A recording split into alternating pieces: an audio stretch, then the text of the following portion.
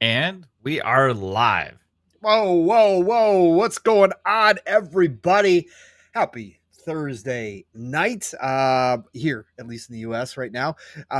We had our first major snowstorm of the year. Got a nice little 5.5 inches today, so that was fun. But I hope wherever you're at, you guys are nice and toasty and warm and feeling comfortable. Maybe got some nice PJs on and cuddle up with a blanket and maybe a cup of tea or a cup of coffee or warm milk to listen to PM in the PM, Pong and Mav in the PM on a nice, easy listening Thursday evening. What's going on, everybody? Great to be back in the saddle again. We are in the holiday mode, right? We are a week away, less than a week away from Christmas now. Next Wednesday. I hope you all, if you celebrate, have a fantastic Christmas time as well. And I hope you got some big plans with family or whatever the case may be. And if you're alone, remember you are not alone during the holidays. I know it's tough for a lot of people out there. Just remember you're not. You got community around you. Reach out. Talk to somebody for sure during these times. I know it can be rough on people out there, but we are coming into the holiday season, Mav, and that means things get a little bit brighter. We're coming head towards the new year, 2025, ending what has been in the gaming world a certainly volatile 2024 for a lot of different reasons, but also as far as just pure gaming. You and I, not to everybody, but to you and I, it has been a tremendous, one of the best all-time years.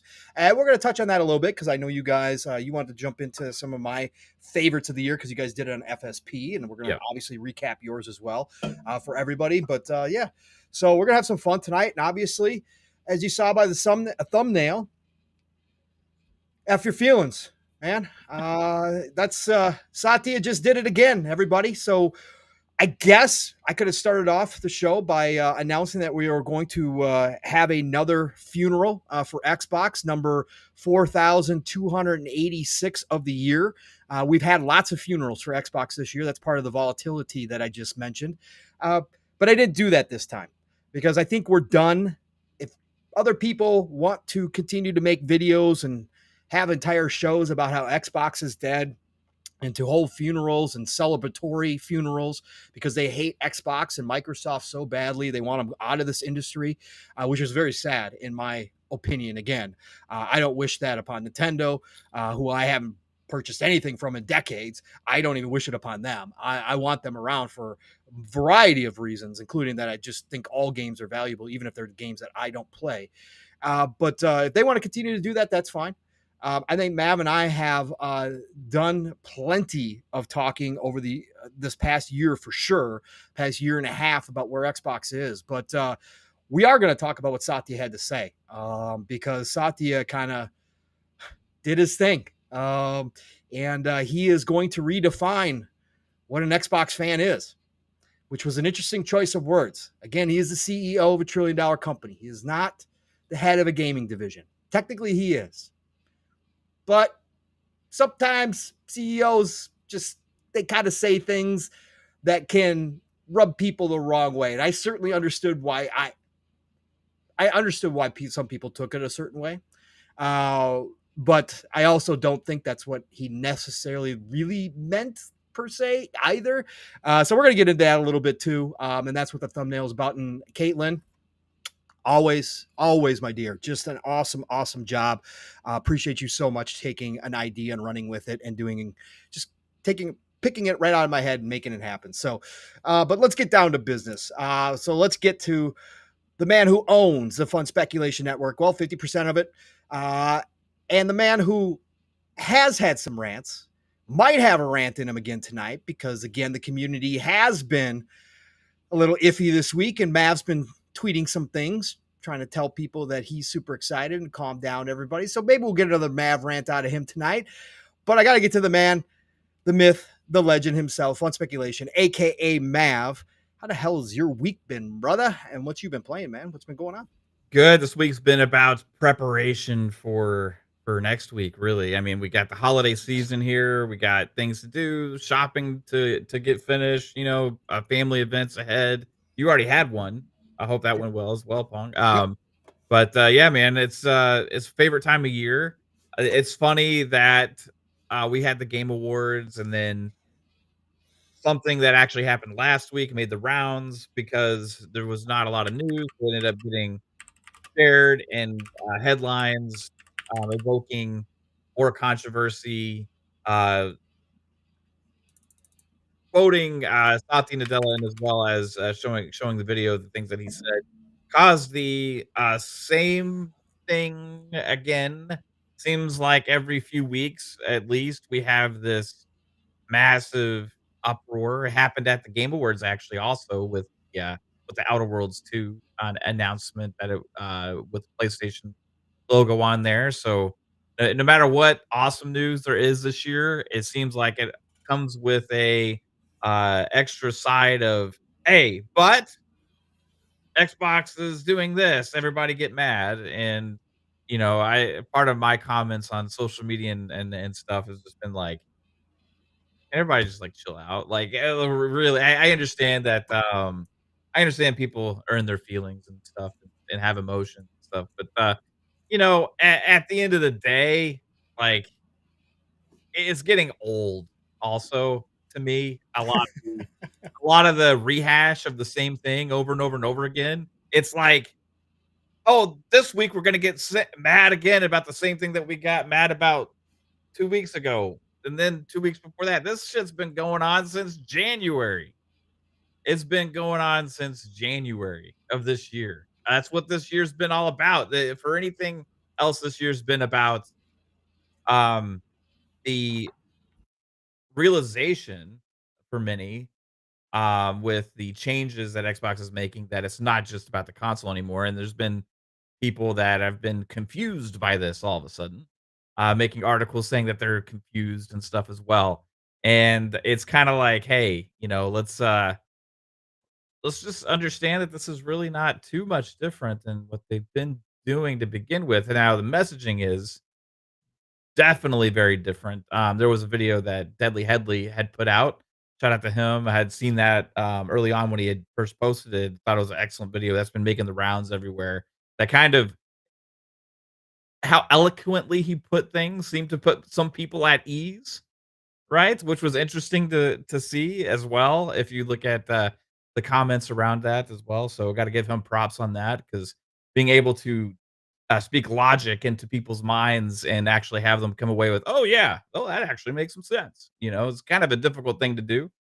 But somehow, he was able to manage that. So shout out to him for excellently crafted video that he put out. But yeah, it's been an interesting week, man. Other than that, with gaming and stuff, I know we'll get into all this stuff, but my only issue with Xbox right now is there's just too much damn stuff to play, and I am like at a loss sometimes with what I'm going to play because I'm being pulled in 20 different directions. Because 2024 was so amazing for me with game releases. And we'll get into your games of the year and stuff here in a minute. Pong, we did on FSP the other day with Psycho. We got 3 bits and fuzzies as well. So I'm looking forward to hearing what you have to say about your personal games of the year on the heels of the Game Awards and stuff. But yeah, it's been a good week, man. It's Good. been a good week for me at least, not necessarily for everybody on social media, but for me, it's been good. How you been?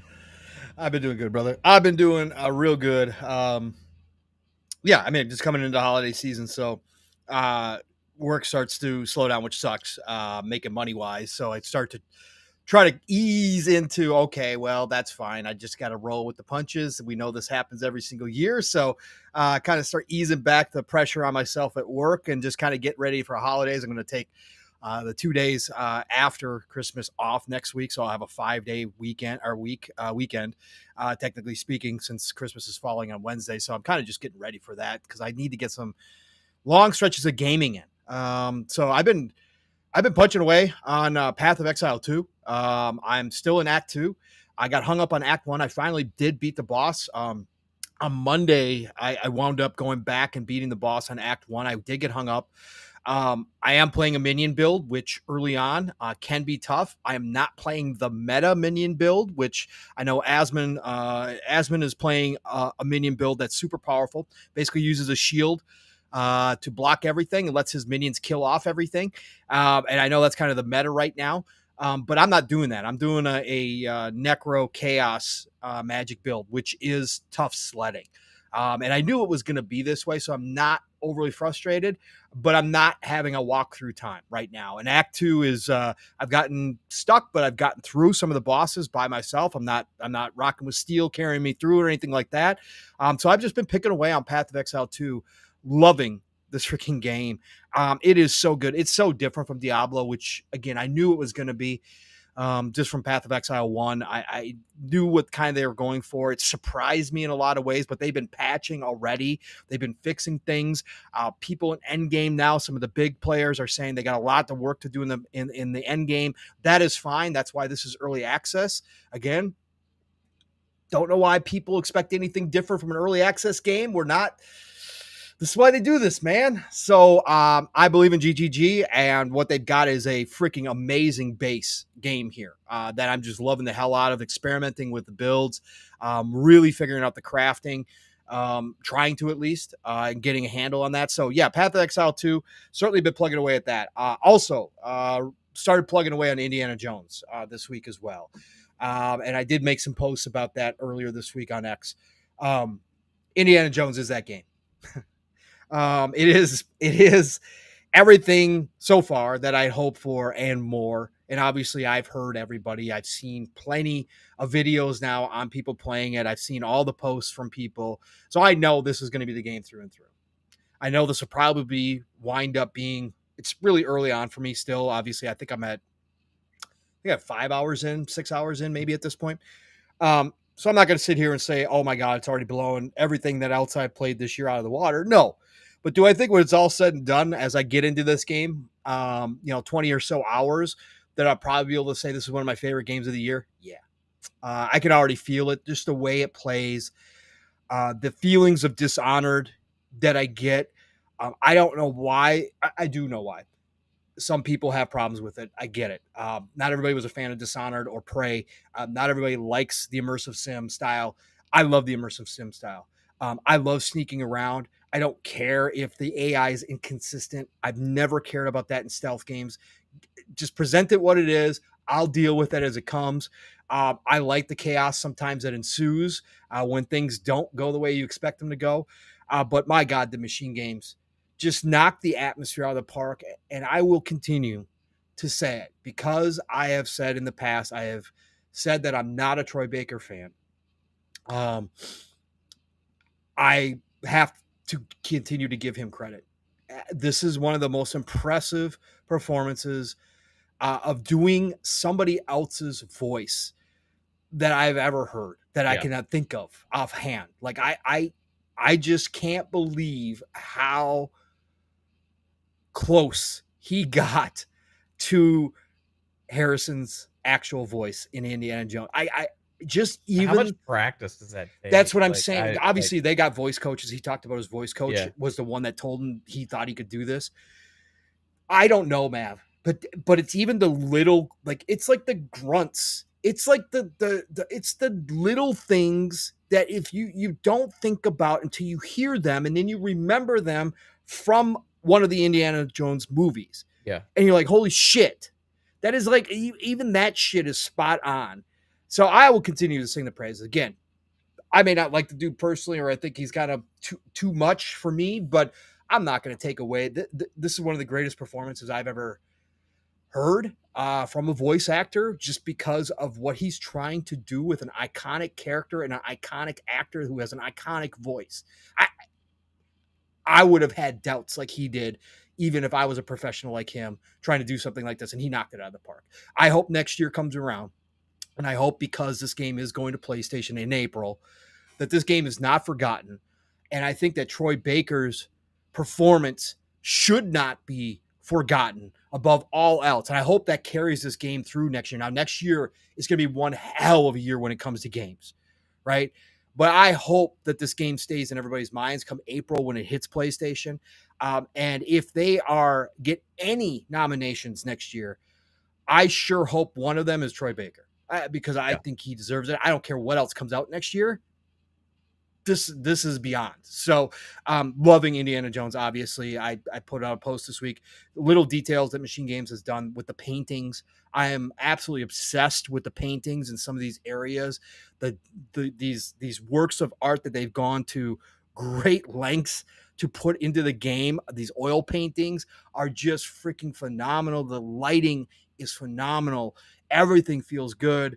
Again, it's been said a billion times because everybody's been playing Indiana Jones now, but this game is worthy of Game of the Year. Had it been out a month earlier, I think it definitely would have been in and could have potentially won some of the awards. I'm not saying it would have won everything, but I definitely understand why people are saying it's a shame.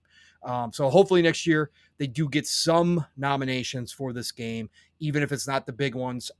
Again, Troy Baker's got to be there. So loving that. Otherwise, Mav, Game Awards, Randy Pitchford, Borderlands 4, excitement, hype. I re-downloaded Borderlands 3. Nice. I hop back into Borderlands 3 again this week as well. Just having a fucking fun ass time.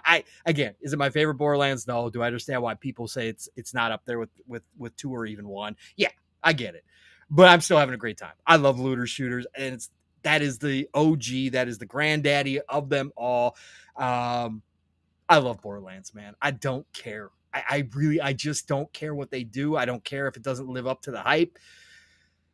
I had bad news this week, Mav, that Tiny Tina's, the sequel, has probably been canceled, which is sad because I loved the Tiny Tina spinoff. So I kind of, that news along with the Borderlands 4 trailer and Pitchford being back out here doing Pitchford things, talking about his game like it's the greatest thing since sliced bread coming down the pipeline for 4, I had to re-download 3. So that's been my week of gaming, man. I'm having a blast. Man. I got so much other shit that fucking I need to play that I should play, but fuck it. I don't care. Indiana Jones, Path of Exile 2 are my 2 mains right now. Absolutely loving the hell out of them. So yeah, it's been a great week, man. It's been a great I need week. to get back into Path of Exile too. I actually haven't really played it too much since we played. Played a little bit, but it's so good. It's so good. It's so, and Steel's fucking plowing through. Steel is crazy. What level is he now? I don't know, but I know he is in the cruel levels now. So he got to the cruel levels. I don't know if he's made it out of that into maps yet, which is the end game. But he was, the last time I played with him, which was last weekend, he was already at 47 or 48. So it's So, but I'm sure now he's way beyond that. So he's got to be max. So I just ascended. So I just got my ascension. The ascension trial was not easy at all. They did change some things with the ascension trial, which is good news. I finally got ascended, which is basically where you choose your specialty. So we're gonna see how this plays now. But I am using a challenging build. Let's just put it that way. I'm not doing myself any favors, and I'm not the best player. So you got an above average ARPG player using a challenging build. I knew what I was in for. So it is what it is. But I love it. It's a great game, man. It's just a great game. Yeah. It's so good. So let's see here. Well, Mav, should we shout out the chat? Yeah, make sure we say F your feelings to everybody. Yeah, if you're feeling, you know what, Matt, I was going to say too, scrolling through the chat there in the beginning, because we were laughing, we were joking about it before the show. We didn't know when I suggested the title today, because if you guys don't know, I do most weeks I suggest the title. There's some weeks where I'm like, Pav, I have nothing, just pick something. You come up with. But you know, most weeks it is my idea, but Caitlin runs with it and makes the amazing thumbnails. Obviously, I actually did choose this one today, and Mav, when I hopped on, Mav and I were talking about it. He said, I don't know how people were going to feel about that thumbnail. And I said, yeah, I know. I said, I know. I had that thought too when I told you what I wanted to do. Because I'm like, well, you know, maybe they'll think it's us saying to everybody, F your feelings. And I know we've had conversations where we've, you know, we're not like that, because again, I understand why some people have feelings, but obviously Mab just said that, you know, he's getting a little sick and tired of everybody up in their feelings all the damn time. But it was more about Satya, and it's more about Microsoft and Xbox once again coming out and saying F your feelings. But I got to say, Mav, going through the chat, a lot of people were saying how much they loved it. Yeah. Somebody actually wanted to use it as their header. So, so Caitlin, shout out to Caitlin's talent, who brings the title forward and did a freaking fantastic job finding the perfect picture of Satya's face, smiling face, the double birds. I love the fact that she put the dollar signs. I didn't suggest the dollar signs over her middle fingers. That actually is perfect. So that is all Caitlin right there. That's her talent. That's her eye for that kind of creativity, that kind of stuff. So, but I love to see that most of the chat understands when you come here to PM the PM, when we have a title like that, we're not coming after everybody. Like we just, that's kind of the feeling where we're at now, as far as an Xbox in totality and where they're going. And they don't give a fuck about your feelings, man. They just don't. They're going to do what they're going to do as $1 trillion business, man. They don't care. They don't care. So, but we're going to hop into that. But let's get everybody in the chat shouted out here. Coach Hooded Canuck is in the house. What's going on, Coach? Great to see you. And of course, the aforementioned beautiful Miss Caitlin is in here as well. Thank you, Miss Caitlin. And I love all your pictures, Caitlin, when you get into the holiday seasons and you start taking pictures of your matching nails, your house all done up, your food, which is never ending. Like, it's just amazing. Like, you are the classic homemaker who makes everybody feel welcome. Like, I just know that house smells good all the damn time, and I just know it's got this atmosphere of happiness and family. It's just amazing. I gotta say that again. Caitlin, awesome to have you here. Thank you. We got Sam S in here, says, love the thumbnail. Thank you, Sam S. Appreciate that. Alvin, what's going on? Alvin says, my monk is in cruel and hit a wall at level 51. Need to adjust a few things. It's hard to build into defense. Yeah. For anybody who's jumping to Path of Exile 2, here's what I'll tell you. And again, I don't know everything. Go watch all the people who do know everything. But unlike Diablo, health and resistances and defense are your best friends. Attack doesn't matter as much here. Build into those, please. Poison Maniac, what's going on, Poison? Great to see you. And here we got the Froggy T White in the house. What's going on? Howdy, folks. Howdy to you, Froggy T White. Thank you for being here. We got the Andrew Cullinane in the house. What's going on, Andrew? Great to see you, brother. Thank you for dropping in here. We got the Verb-Based Brizzle. What's going on, Brizzle?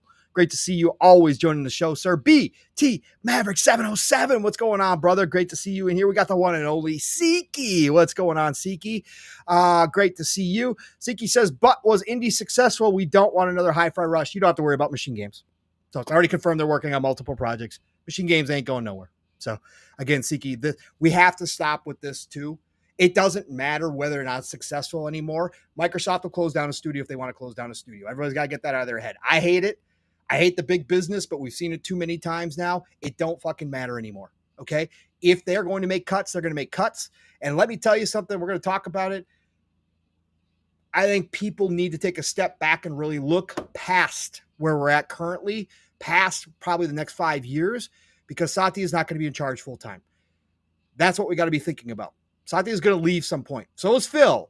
But Satya is more important. We're going to talk about that. But yeah, Siki, doesn't matter, man. Hi-Fi Rush was a success. They chose to close down that studio for other reasons, okay? Legit. Again, the money men, there needed to be a sacrifice.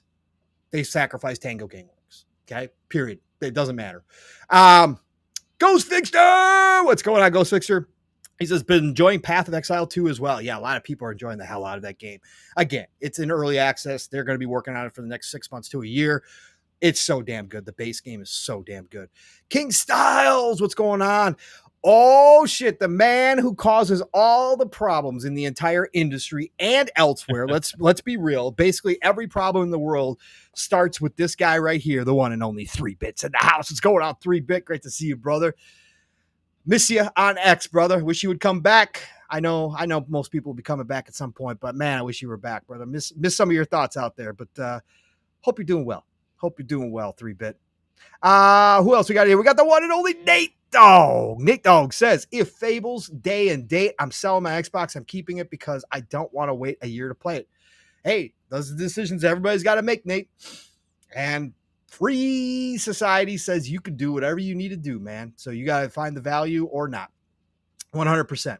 Samuel Page is in the house. Let's go on, Samuel Page. Fable might be October, just speculation on November, depending on when GTA hits. Yes, if GTA hits, and that's still a big if next year, or I shouldn't say big, but let's say close to 50-50, then yes, GTA is going to determine what our second half of 2025 looks like from everybody. If GTA moves, we're going to have a shitload of games pop into the second half and be announced for 2025. If GTA sticks, we're going to have kind of a drier second half of 2025, but you could expect the beginning of 2026 to be ridiculous, right? So we win no matter what at the end of the day, but it is going to be interesting. We got the Shinto 1868 in the house. Says play games, don't play consoles. Shinto, you're on to something. You're on to something, man. You're not on something. You are definitely on to something. And I think both Mav and I agree with you. Who else we got in here? We got the Depka in the house, the one and only Depka. Great to see you, brother. Thank you always for joining us. And again, thank you for the beautiful AI artwork that graces my timeline. Some people don't appreciate it, but I appreciate it, sir. Thank you, Depka. We got the one and only Ray. Oh, it is in the house. Ray, great to see you as always, sir. Thank you for being here. We got Masshole 1977 in here. What's going on, Masshole? Great to see you. Avowed in April. Masshole, there you are. Sticking to February, sir. They're locked, cocked, and ready to rock, brother. That ain't moving. No way. No how. They got to get Avowed out. So it doesn't matter because they got too many games next year. We might have another game next year.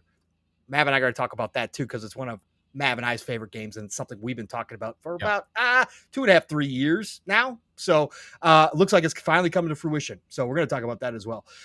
We got the one and only Free Bear in here. What's going on, Free Bear? Great to see you, brother. Thank you for joining us. Gamer Live 95. Love that tag, man. It rhymes. It just rolls. Gamer Live 95. What's going on? It says, sup, gaming fam. Happy holidays and Merry Christmas. Happy holidays. Merry Christmas to you. Playing Indiana Jones using my LG TV to stream while I'm fixing my computer. Gotta love Game Pass Ultimate. Yeah, you do, sir. Play where you want to play, wherever their games are available. And if they get their way, everywhere. It's going to be amazing. Jeremy Lazone. What's going on, Jeremy? Great to see you in here. We got CBH God in the house. What is going on, CBH God? Thank you for joining us. We got Marty McFly in the house. What's going on, Marty McFly? Great to see you. And we got that Game Shark in here. Game Shark says the thumbnail says everything I want to say. Thank you, Mav. I love it. I love it. Frizzle, I see you jumping in here. Who else we have? We got Mozam Sheik, yeah, in the house. What's going on, Mozam Sheik? Great to see you. Can't play games when Sony is paying to take games off Xbox because Xbox has no market share, so it's dirt cheap to make those deals. Mozam Sheik, it's still so few and far between, man. Few and far between when you consider all the games that Xbox would not have gotten at all on the Xbox One generation without Sony's money, right? It is still few and far between. The Black Myth Wukongs, the Stellar Blades are still few and far between. And nothing is stopping Xbox from going to China, from going to Korea, and signing a multi-game deal with those companies. Nothing. They have the bag. Sure, they have to overpay. They've done it in the past. There is nothing stopping them. Sony made a special deal with a bunch of Chinese studios, which we all knew about. It was already previously announced. We knew there was going to be a list of 5 to 6 games coming from China specifically that Sony had already purchased. It is what it is. It's business. It's business. They've been doing this during the 360 generation. They still got exclusives. Okay? Right? When Xbox 360 was on top. Again, it's business. And I It's understand also I understand your point. Go ahead. yeah, the other point to that too is that's assuming the only market share that matters is console, Correct. which is the point of them expanding beyond that. They're Correct. not gonna probably sell too much less if they do, Yeah. but they're gathering a lot more gamers in this ecosystem. So, even if it could be a trade-off, but they're growing Yeah. faster in cloud and PC, Yep. right? They had an update just recently in the Xbox app that added a lot of games that previously didn't have dual entitlement, now have dual entitlement Correct. as well. And that's coming So more and more as well. and the cloud ownership games are increasing soon. They just launched with the first 50. They're trying to get it to where almost every game you own is also part of that. Right. So at the end of the day, if you're in the Xbox ecosystem and the whole this is an Xbox campaign that they have, if you're playing on a tablet, if you're playing on a TV app, if you're playing on a phone, if you're playing on PC, if you decide that you want to put your games in the Xbox ecosystem, all those places count towards the ability for people to be able to purchase the games. Yep. So these third party companies, the ones that used to avoid Xbox, Correct. you're seeing some of them actually be the ones that are using those features and are actually putting the games in there with dual entitlement across Xbox and PC and cloud Mhm. ownership and all these other kind of things. So Mhm. there's a lot more that matters than just the console market share. It's hard for people to comprehend this, but things are changing, right? Right. So overall, what we've seen this generation is most of the bigger publishers say Sony's money isn't enough for them anymore. We Yep. need to be everywhere. Yep. And then now the proof's in the pudding. Now Yeah, these third party companies, you're always going to have smaller yeah, teams, newer teams take bags because they aren't sure. It's riskier for them, but you've already seen yeah. You see Square that on the Enix. Xbox side too, You right? seen, Like, yeah, yeah, exactly. You seen Square Enix though look over at Sega and realize how much they were missing out on, yeah, right? And looking at their own financials and seeing what a detriment it was to cut those deals with Sony. As those examples pile up, as success stories like Sega's divisions pile up, it is going to also be harder for Sony to cut those deals. And we've seen that as well. yeah. There's They not as they ain't many getting deals they're being not cut. going to be getting the squares in No, the future. They're not no, going to be getting the no. Atlases and the Segas. Like Yep. the other aspect to this is, yeah, Sony's going to be money hatting games to Yeah, fulfill their exclusive absolutely. pipeline because they have to. Right. Right now, they don't have the ability to be in all the different places that Xbox has. They're primarily still just console. They're going to PC more, and slowly they'll be able to implement the other things, but traditionally right now, they're still heavily just console focused. So they have to have exclusive titles to be able to sell their consoles, and they don't have the development pipeline that Xbox has. Mhm. They don't Right. have all the huge stable of like 50 developers. They don't have like the 3 different large publishing arms that Xbox has. So how do they get exclusives? How do they get games? They go out and do a deal with Konami for Silent Hill 2, Yep. right? They go out and do a deal for something like Stellar Blade. They go out and put money into the table to say, "Hey, Black Myth Wukong devs, can you like keep this Delay. off of Xbox for a little while?" Mhm. Right? Things like that. That's how they're doing it. The Yep. thing is, when everybody's freaking out about, "Hey, well, Xbox games are going to PlayStation later, timed exclusives and all this stuff," the same second and third party deals that PlayStation's making for a lot of these games will also end up on Xbox later because a lot of them are timed deals. You just don't hear about it because that's part of the deal is that they're not allowed to mention the fact that they're going to be going somewhere else later. So when you compare apples to apples, you might actually end up having about the same amount of big time full exclusives from actual first party developers. Yeah. And again, Mozam Shiki, it's certainly, obviously, the game of the year games like a Black Myth Wukong, right? The ones that are nominated, right? If those aren't on Xbox, sure, it can feel different, but that's where you as the gamer Yeah, that's has going to to be on Xbox next year. right. All It'll, those it'll games. be on Xbox next year, right? But you as the gamer then have to decide what you're looking for, right? There is not a one size fit all right now. Okay, there isn't. Right, you're gonna get. I mean, PC is about as close as you can get, right? And it still doesn't get everything day and date from Sony, right? So again, you have to make the choice as a gamer. What is more worthwhile to you, right? For me, would have loved to play Stellar Blade day one, right?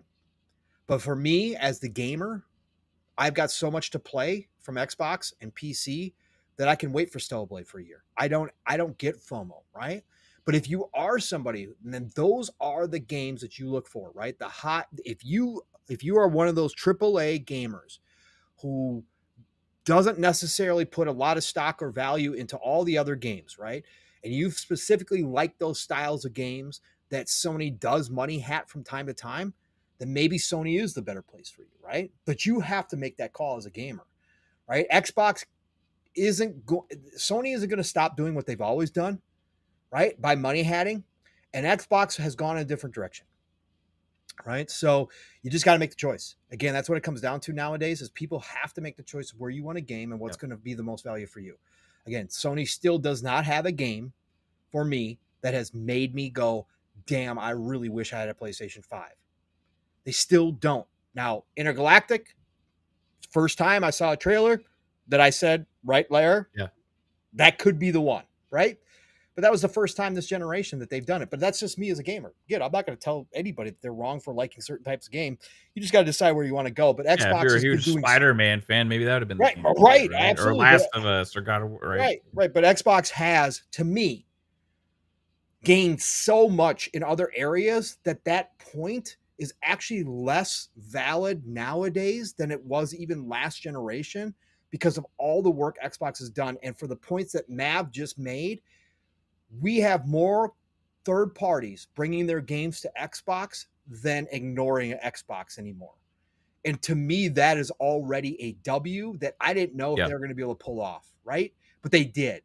And it's not because they're money hatting all the time. It's because these developers do understand, like Mav said, how expansive the Xbox ecosystem is and that they are missing out. Even if it's not as big as a console base as Sony or Nintendo, putting your games on the Xbox ecosystem, you do grow a new entire fan base that you didn't have before.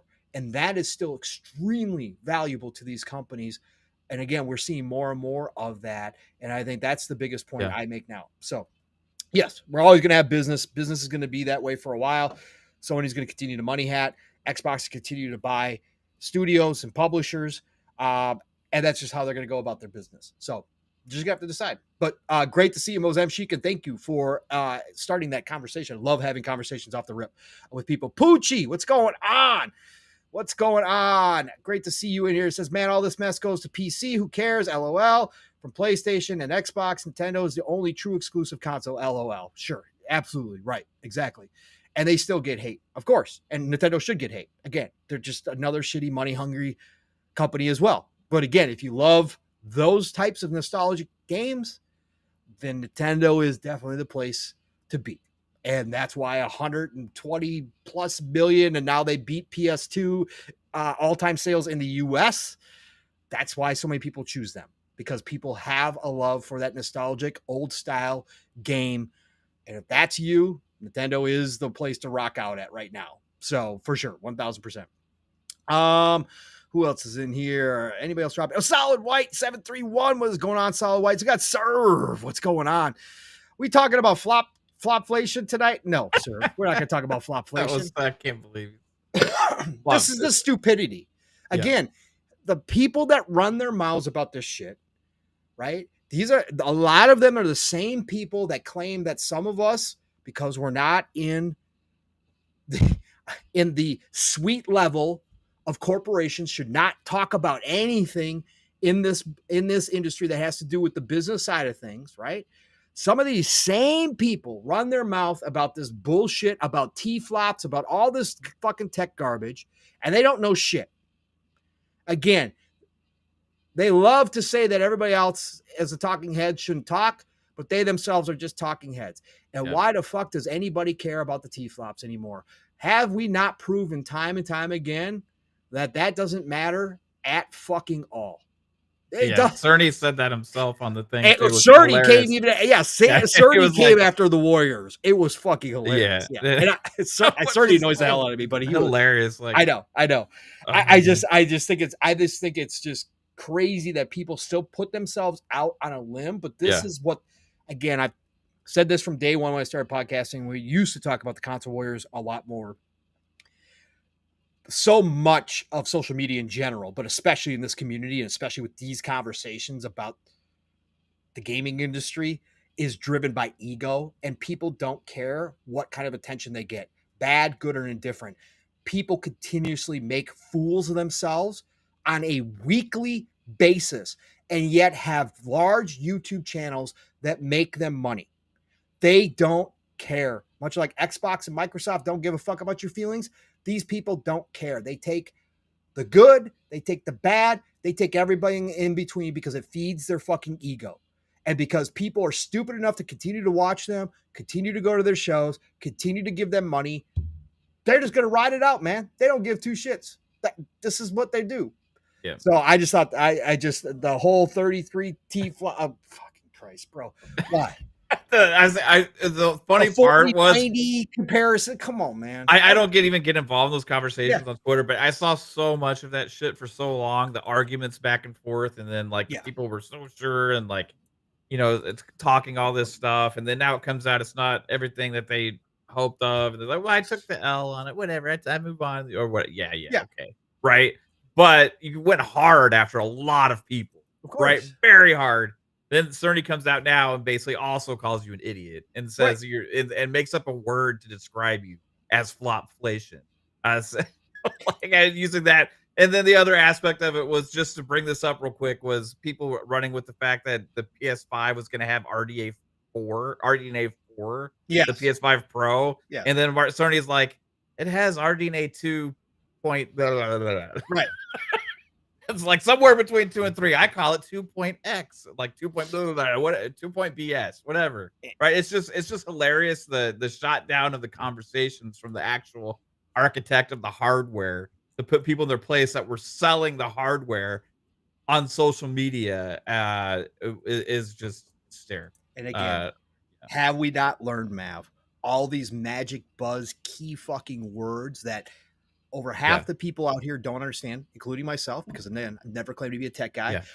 But even the tech guy, none of it fucking matters if the It devs aren't going to take advantage of it. 100%. None of it Yeah. fucking matters. I, None I of said it. this early on when everybody before this generation, everybody's Yeah. talking about RDNA 2, RDNA 3, RDNA Yeah. this and that. I'm Yeah. like, all talking about UE5, everything Yeah. moving, all this other shit. I'm like, I don't fucking care. Just make the game look good. Whatever tools they have. It like Red Dead Redemption 2 came out last generation on like stuff that I don't fucking know how it's made. But whatever tools they have, just utilize them to the best of their ability, and you can create some great shit, right? And tell me how they did it after the fact. Don't tell me how it's going to be and then never deliver upon Right. it. Like that's just how it is. It's all marketing shit, right? It's all marketing stuff and like those acronyms. There's a million acronyms, right? You got Fidelity FX, FSR, VRS, VCR. like I there's like a million, RDNA. I could just keep going with random acronyms that are used for marketing purposes from these companies and stuff. But overall, all that matters is what's in front of our eyes and what we're feeling, right? So It's just, like it's just nonsense, bro. It's just the nonsense. devs got to optimize Yeah. for whatever they're utilizing, right? And if we get a game like Indiana Jones, I don't know everything about how they made that game, right? Id Tech kicks ass, though. I'll tell you that much. Yeah, It's great. 100%. Anyways, we got a $5 from RC Polygon. Says, I love how so many people keep saying Xbox is dead, but what games is topping the charts on PS? It's Call of Duty. Also, Sony is broke. Only got 10% of Kadokawa. Yeah, we will be mentioning Kadokawa because that was a big old kerfuffle too. That a lot of people bought into. So yeah, we're going to talk about that, RC Polygons. Thank you for being here and appreciate that easy 5 layup here tonight, sir. Choo choo, motherfucker. Thank you. The one and only Lore Master Jasper said, I did the T-flops math for the PS5 Pro like 2 years ago when the specs leaked. People talking about shit they don't know. Talk to them. That's right. That dude's checking in from space. Our brother Lore Master's checking in from space just to say he was right 2 years ago, everybody. That's right. Stop listening to these fools out here. Thank you, Lore. Appreciate you. Serve says it's just amusing. That's all. Yeah, it's at this point in the at this point in the generation, and after how this generation has gone, and after how the start of the generation started with all the console talk, like Mav was just mentioning, all the shit that we heard about in the beginning of all the cute buzzwords that were thrown around that didn't wound up being meaningless for the most part. At this point, it's Yeah. weird and it's I annoying. mean, I listen to RDX a lot, but, like, Yeah, that podcast might as well have been called RDNA podcast. right. You know what I mean? Yeah, Like, it's just about, like, the RDNA, tools, like, the tools, the the tools, tools. the tools, the tools. Yeah, the tools, great. They're fantastic, man. Yeah. And some people are starting to use them, obviously, because some games are starting to look really fucking good. But god damn, man. Anyways, yeah, no, sir, totally know where you're coming from, brother.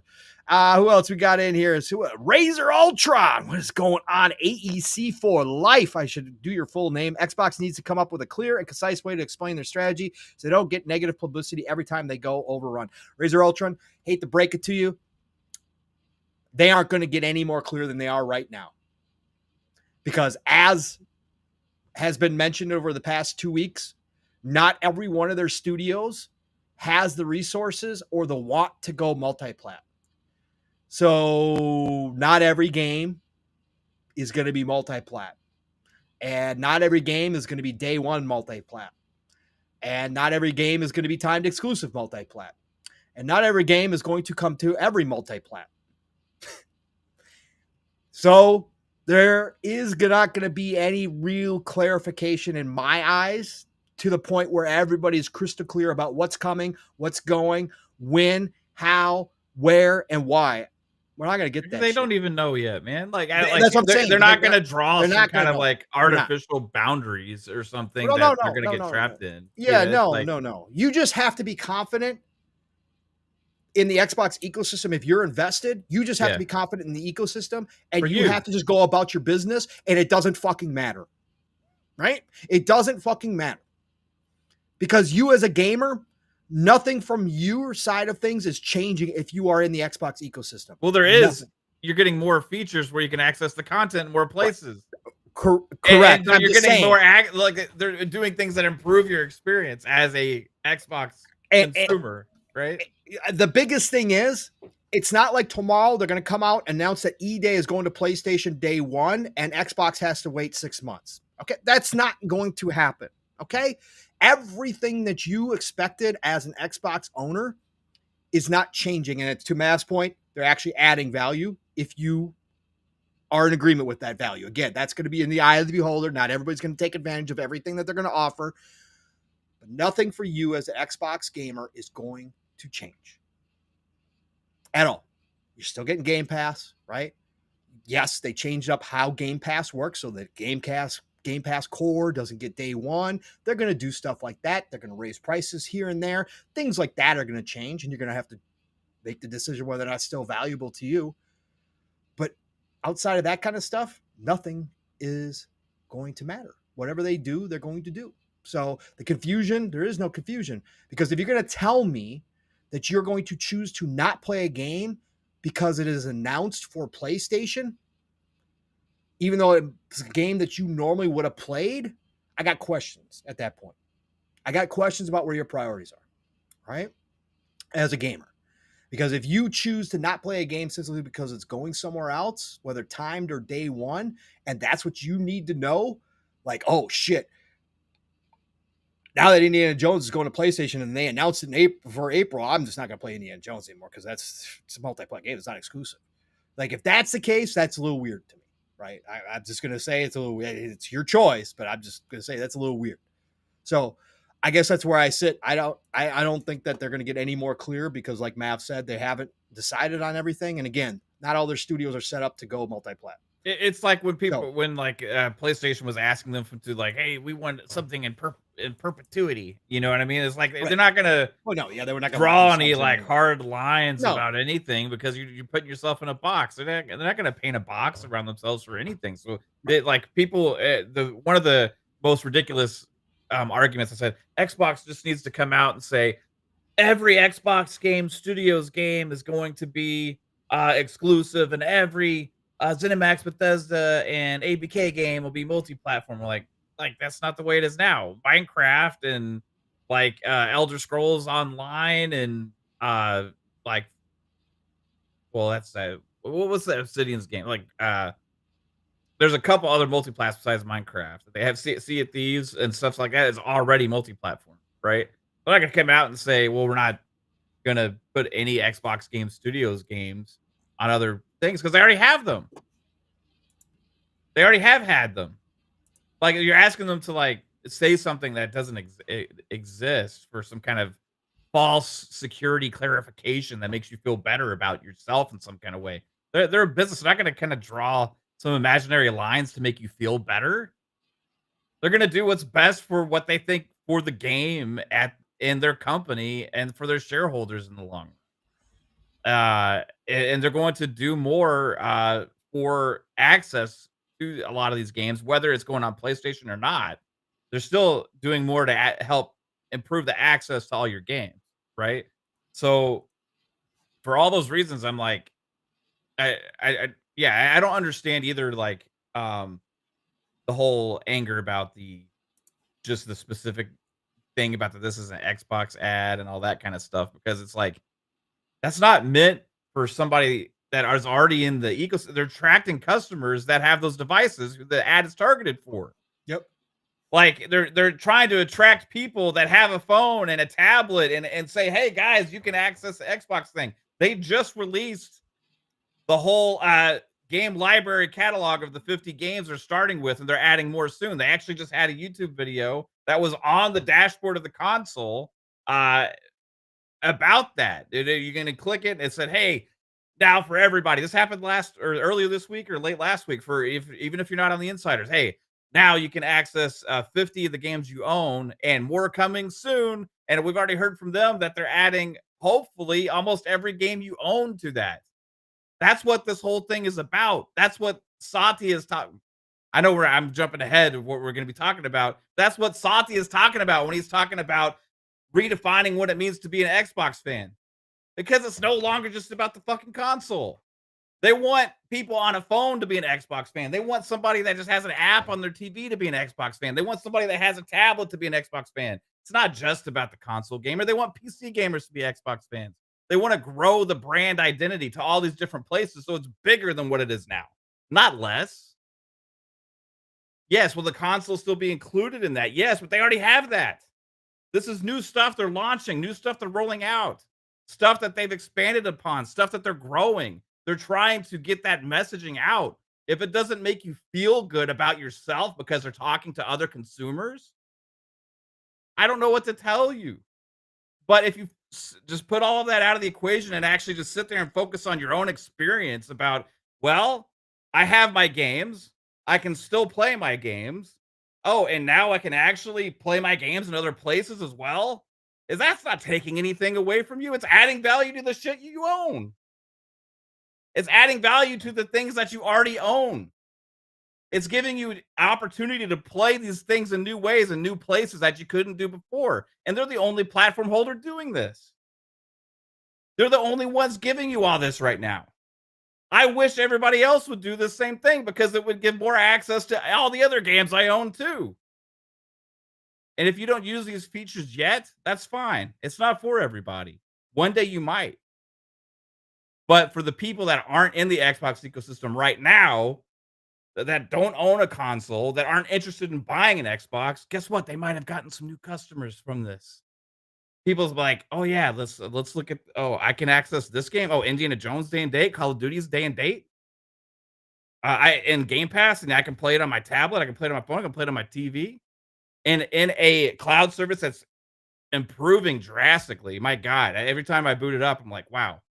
I understand it's gonna be different for everybody depending on their connection, but lately, man, this thing's been glorious for me. I'm trying to post about it because I don't think everybody has experienced it, and I don't know how to share that experience that I'm experiencing with the quality because it's like I don't know how to stream from my tablet from the you know what I mean? I can't do that, right? But man, it's just overall, I just see the outrage of saying the same thing over again for an ad that's not targeted for these people.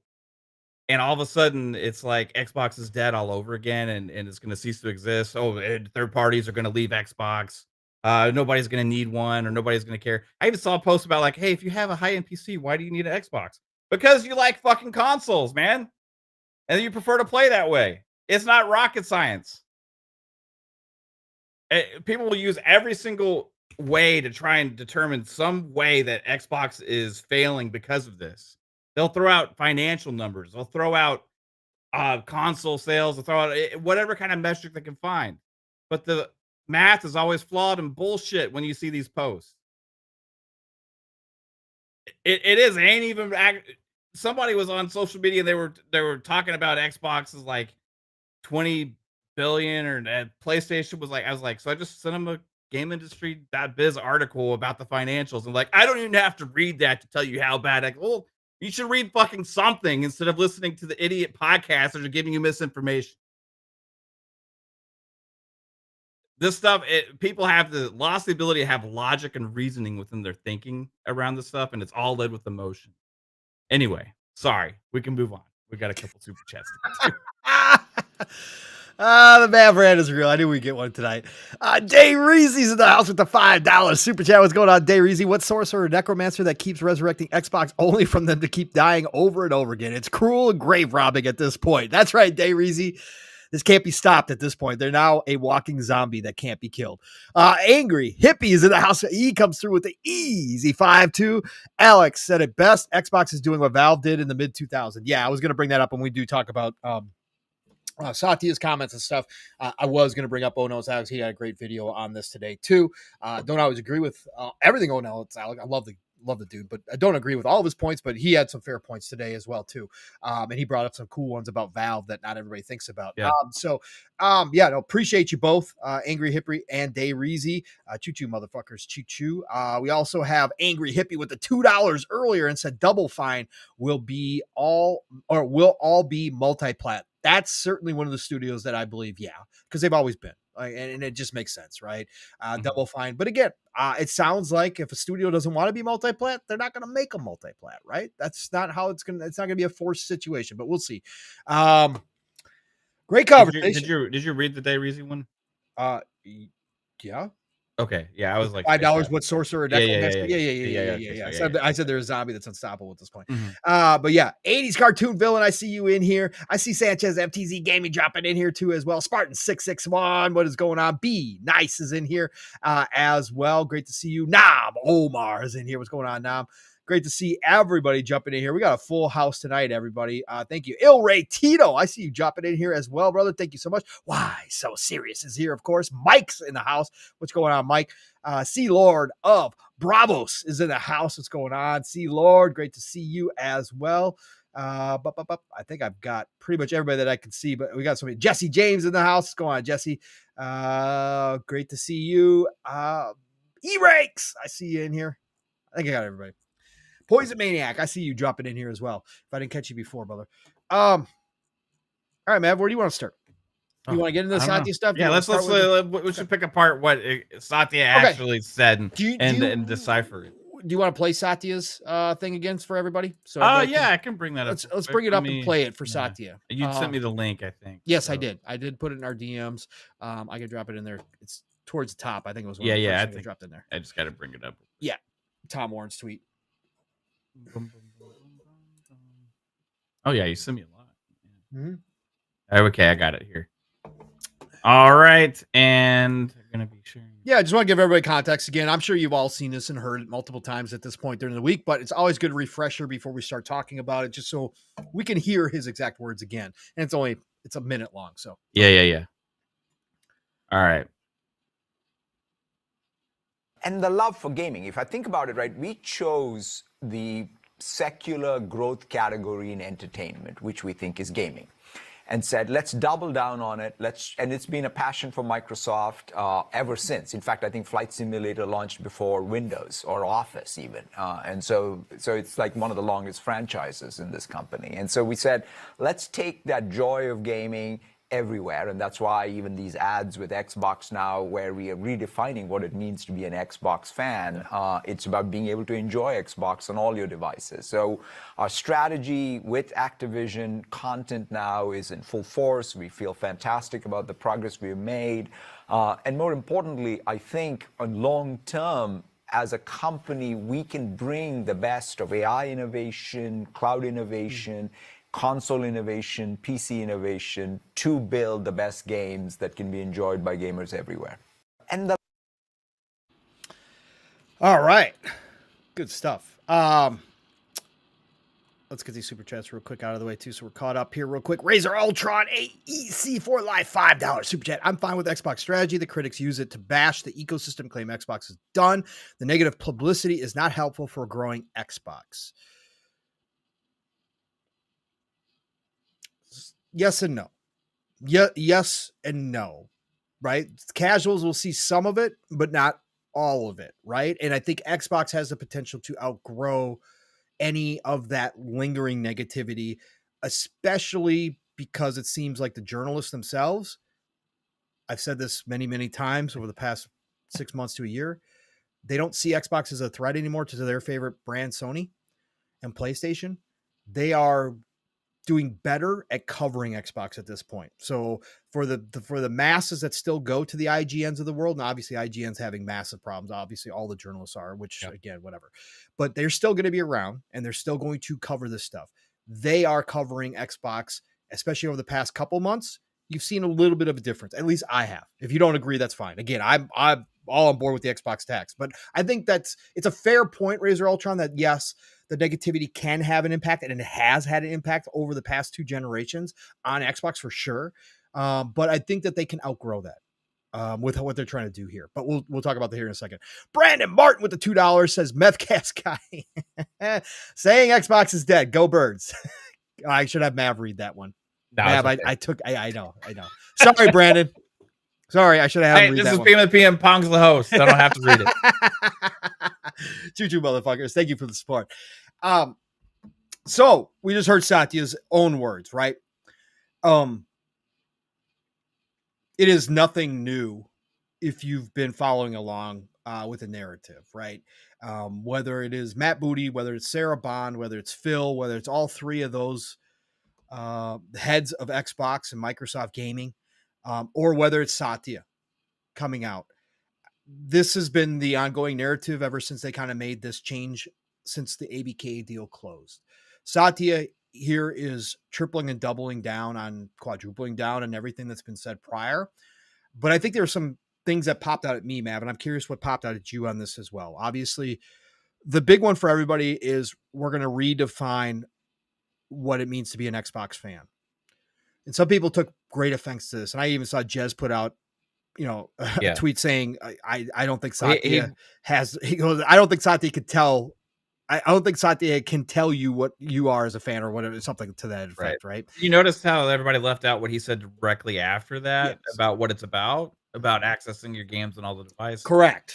Everybody just happened to leave the actual follow-up explaining what he meant actually out of it and just ran with that. Like, what do you mean? Are you redefining me? Right. I'm being redefined? Satya, how dare you redefine me? I know who I am. You can't redefine me, Satya Nadella. But it's still somewhat applies, Mav. If you still have the mentality of a console only player, it still does have a little bit of a rub, and I get it. Yes. Because once again, right, you as a console only player who loves the console, and again, I am close to that. Yes, I have my PC now. Yes, I play a little bit more on my PC, but I'm still, majority of my time is in console. You guys know I love console. I've already committed that if Xbox does something next gen, I'm buying in again to the console market. But I do get it, Matt, because it is like, well, you can't tell me that you're redefining my fandom because I'm not going to go play all those other places. I'm not interested in playing on my phone. I'm not interested in an Amazon stick that plays your damn games. I want my Xbox console to be the priority because that's where I'm playing my games, right? And there is going to be a fraction of the fans that are that specifically, right? So I do understand where some of it, you're right. Some of it is fake, obviously outrage. Some of it's just, we're going to be mad about this today, even though I understand what he said, right? There's certainly a lot of that out here, Mav, that happens on social media.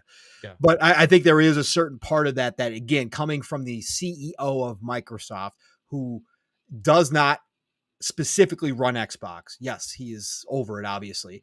But again, CEOs of large corporations, we're talking about Microsoft, which is one of the largest corporations in the entire world. Like, again, Satya could say things that may not necessarily speak to the gamer, right? Just because he might be talking about the gaming division. He doesn't understand the he doesn't understand the mentality, right? Yeah. So I just think that was funny. But I think that one obviously stood out just from the standpoint from what you were saying, Mav. The follow-up right after that, where he does go on to explain what he means, which is, again, their entire goal at this point. He was speaking about the ads. The ads, but getting it across to people. And I think this is where Deadly Headley had a great video. It went viral because a lot of people pushed it. Ryan McCaffrey pushed it. Jez pushed it. Xbox themselves actually even thanked him for the video. Commented on it. Deadly Headley works in advertising. He has been in advertising. I think he said in his video for 6 years. So he brought it from that perspective about the ad specifically, about this is an Xbox ad.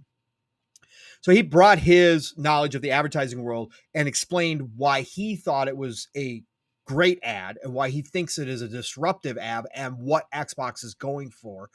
And I do agree with him on certain points. Again, I don't necessarily like where they're going. Again, I've said this a billion times, but it's fair warning for everybody. I would love to see them competing on a different level. I would love to see exclusivity still. I still think it has a place, even in this day and age, but they are fast forwarding to the future, at which even in my stubbornness, if I looked to the future, I could see a point where exclusivity does not matter and the consoles just don't matter anymore. So again, I get it. But I think Deadly did a great job, Mav, of pointing out that they had to be disruptive. And I wanted to get your point here, and we'll kind of go back and forth here a little bit. Before go ahead. Because Lotus Esprit. I see it now. Okay, massive 20 bomb. Well, you got to get Angry Hippie before that though for the $2. I can't see it. So you can't see it? No, I can't see it. So you're gonna have to grab that one. Yes, I see it now. Okay. Oh my god. Angry Hippie with the $2 super chat. Go Birds. It's the words struggle to come out of my mouth. I'm glad I couldn't see that one. I'm glad you had to read that one. The one and only, attention, ladies and gentlemen, aboard the Fun Speculators hype train this evening. We have been cruising along in a nice, easy Mach 2.0 to start the evening, as we always do. We're about getting down and dirty with this conversation, but we had to stop. We had to make a special announcement because the one and only Lotus Esprit, one of my favorite cars of all time. That's right, the Lotus Esprit came zooming on by and dropped off 4 bags of coal. We are now up to a Mach 4.0. So I need everybody to double check those 4-point harnesses. Make sure that you're buckled down tight so we don't lose you out the windows. We have not closed the windows at this time. We don't do that until we get past Mach 5.0. So please enjoy the view while you can, but please do double check those belts so we don't lose you, because the one and only Lotus Esprit, 4 bags of coal. We are shoveling it in to the furnace. That's right. The Lotus Esprit got on the court with an easy free throw line dunk to get us to that Mach 4.0. With that 20 bomb, we added 4 cars. So welcome aboard, all you new speculators, to the Fun Speculation hype train, and keeping us ad-free in 2025. That's right, we're already prepping for 2025 because your goal this month is still 7,890. So we're just going to roll that sucker on into 2025 at this point. Hashtag no beans. Choo-choo, motherfuckers. Choo-choo. Choo. All right. Man, that was like crazy. Shout out to this guy. Yeah. Choo choo. Choo choo. Ha ha ha ha. Love it. An Angry Hippie also bought himself a single ticket map. So not only did he make you say that, but he bought himself a single ticket. So welcome aboard, Angry Hippie. Choo-choo, motherfucker. We don't discriminate for the single tickets. Thank you, sir, for buying a ticket to the Fun Speculation hype train tonight. And man, Razor Ultron, I lost it. It disappeared off my screen. He's Uh, got super chat that came in too as well. oh, I I see missed it. it. Yeah, I missed it. Razor Ultron AEC for life with the $2 says, "Go Birds." Thanks, Razor. That was the Appreciate lowest you. one yet. That was the lowest Was one it yet. audible at least? Oh my god. Did you hear it? Yeah, but it was barely. It was. Yeah, yeah. Go Birds! All right, there you. Oh There you go. no! Oh my god! I'm gonna throw up. Love you Mm, all. Thank you all for the I support. appreciate Again, you, it's brother. never expected, always appreciated around here. 1000%. So what we were saying, Bav, here is that Deadly Headley did a great job and saying that they needed to do a disruptive ad campaign because they have a problem. And I thought this was a very, very intelligent point that he made. And it's something that we have talked about in the past through the years. Xbox has a problem that people still to this day, and again, you really have to get outside the bubble because it's hard to believe, right? For those of us that are in this ecosystem, for those of us that pay attention to the industry, it's hard to believe this, but it's still a fact that outside this world, outside the Xbox gamer fan base, it is still not common knowledge what Game Pass is, Mav, and what Xbox offers through Game Pass, through their cloud gaming, through all these different services that they've been building up to allow you to play your games wherever. And that they need the direction they're going in. They need that knowledge to be out there and more common amongst everybody. And that's throughout the world. And we know they have some very dead spots in the world, right? Especially in Europe, where they get crushed all the time. The US, not so much. Again, the US is still, it's still very favorable for Xbox in the US. But outside, there's a lot of spots that just don't understand the benefits, don't even understand what Game Pass Mhm. is, don't understand how cloud gaming works and how they can use it to play their games everywhere, don't understand about cloud saves, don't understand about play anywhere, don't understand all of these values and benefits you have from the Xbox ecosystem. So to Deadly Headley's point, this advertising campaign was very smart to him because it's reaching all the other generations and all the people who have not been in the Xbox ecosystem to start to tell them what this is about. And he included the fact that you can go to a link and go do this little quiz about what is an Xbox, what's not an Xbox. They are getting the awareness out about where they're bringing their brand, Matt. And this is their big plan because they don't necessarily focus just on the core gamers anymore. They are trying to go get the other 2 billion, 3 billion people that we've heard nonstop for years now from Phil. And in order to do that, people have to be able to recognize what Xbox is and that they can access Xbox anywhere because that is the future that they're planning for. So Mav, give me your thoughts on that portion of it. Like you said, the right after he said that Satya had said that we're going to change the definition of what it means to be an Xbox fan, he went on to explain, like you said, the advertising, and it's about being able to play anywhere you are with whatever Yeah. device you're on. Go ahead, man. What did you I think about that and Deadly Headley, what he had to say? I knew that's what Satya was going at because that's what the discussion they were having, right? Was about the ad. And when they said when he said that, I'm like, yeah, basically what he's getting at is, you know, you can be an Xbox fan now without having to own a console, right? You can play on a phone, you can play on a tablet. I understand some people's point that they're not all the way there yet, right? Because you can't, not everything is truly an Xbox yet. But you still have a great starting point with access to a good portion of the ecosystem on all those devices, and all of the talk I've heard about, well, they're ahead of the marketing on this stuff. This is all the work they're doing right now, right? The the additive for the game ownership to your cloud library, they just said more is coming soon, right? And they're going to try and make almost every game you own playable that way. The Xbox app update, which just recently added tons of games into the Xbox app store on PC, that added dual entitlement to tons of games that you didn't have before. So if you bought the game before on console, you might be surprised if you go look at your Xbox app library. on your PC library in the Xbox app, you might have more stuff you can install natively than you did before. I do. So I was like, wow, okay. And am I upset about those things? No, I'm like, heck yeah, that's more features for me, more ways that I can play the games that I buy or subscribe to in Game Pass. So for me, when he's talking about it, I have a familiarity with what he's talking about because it's something I've been using more and more. Right? I've been more and more playing on my tablet. Now I when I started doing it a lot, I was just using console streaming, right? But since they've added the game ownership access to it and the insider thing, I've been doing just straight up on the cloud via the Edge browser on my tablet. You can go on there, you can buy games. You can there's even a section there where it says keyboard and mouse support, which leads me to think about potential things for the future where that could go. And I see the Game Pass games as well, and they're also all playing better with less latency than ever before, at a better resolution as well, than I've had before. So, I can't speak to everybody's experience. I can only speak to mine. But from when the cloud launched originally to what it's at now, it's been a drastic improvement for me, right? So all these aspects that he's talking about, I have a clear vision of the direction because I see it and I'm utilizing it right now.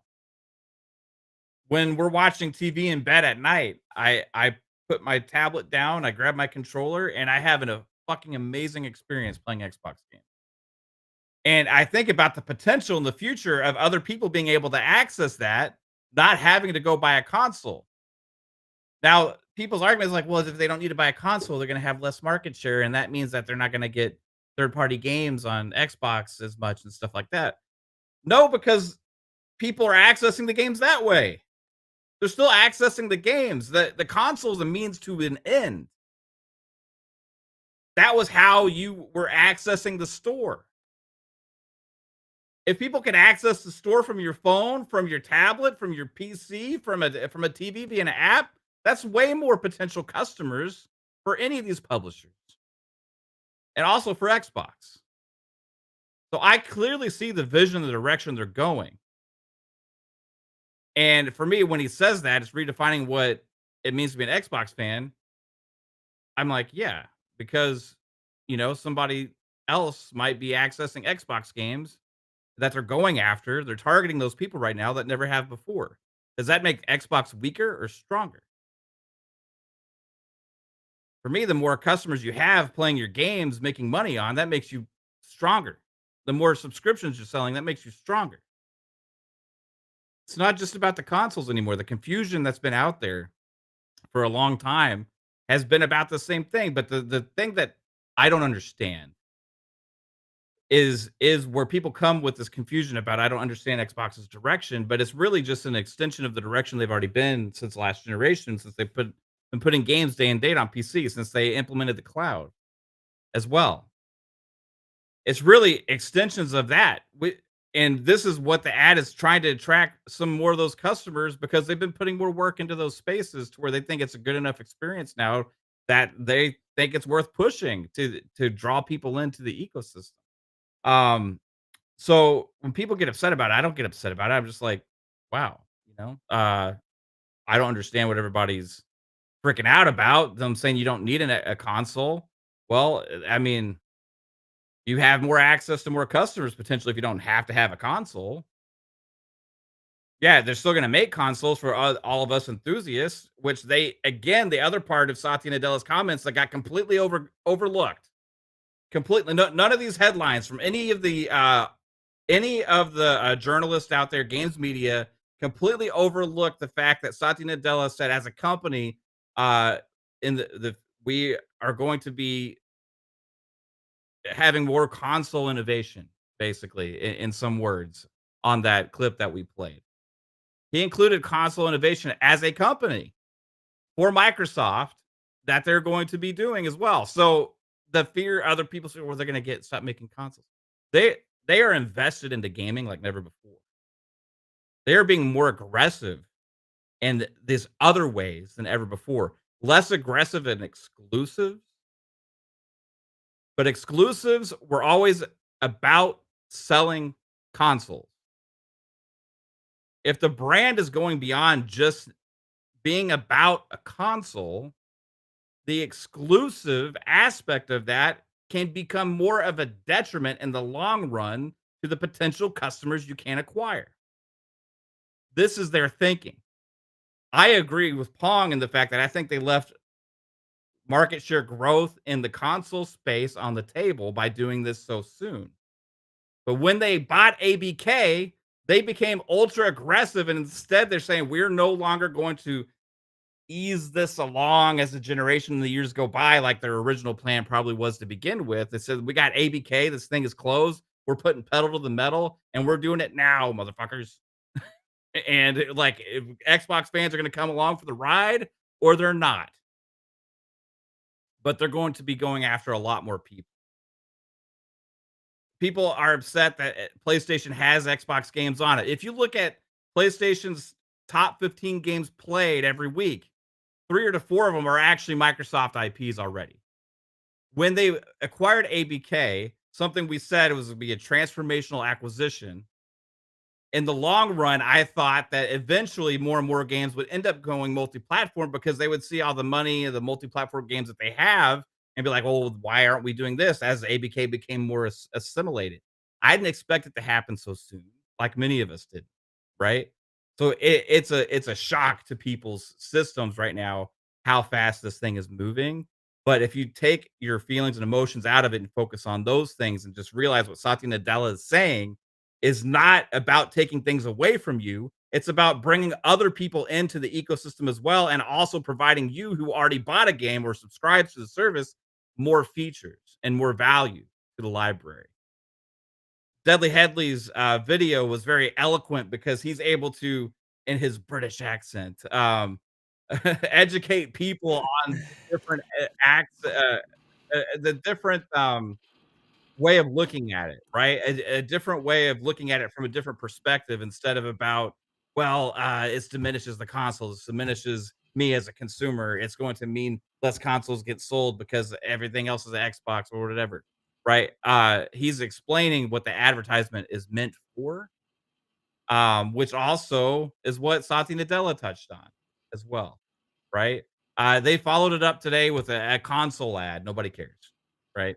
They have a console advertisement for Xbox today. It's about the Xbox Series X and the Xbox Series S.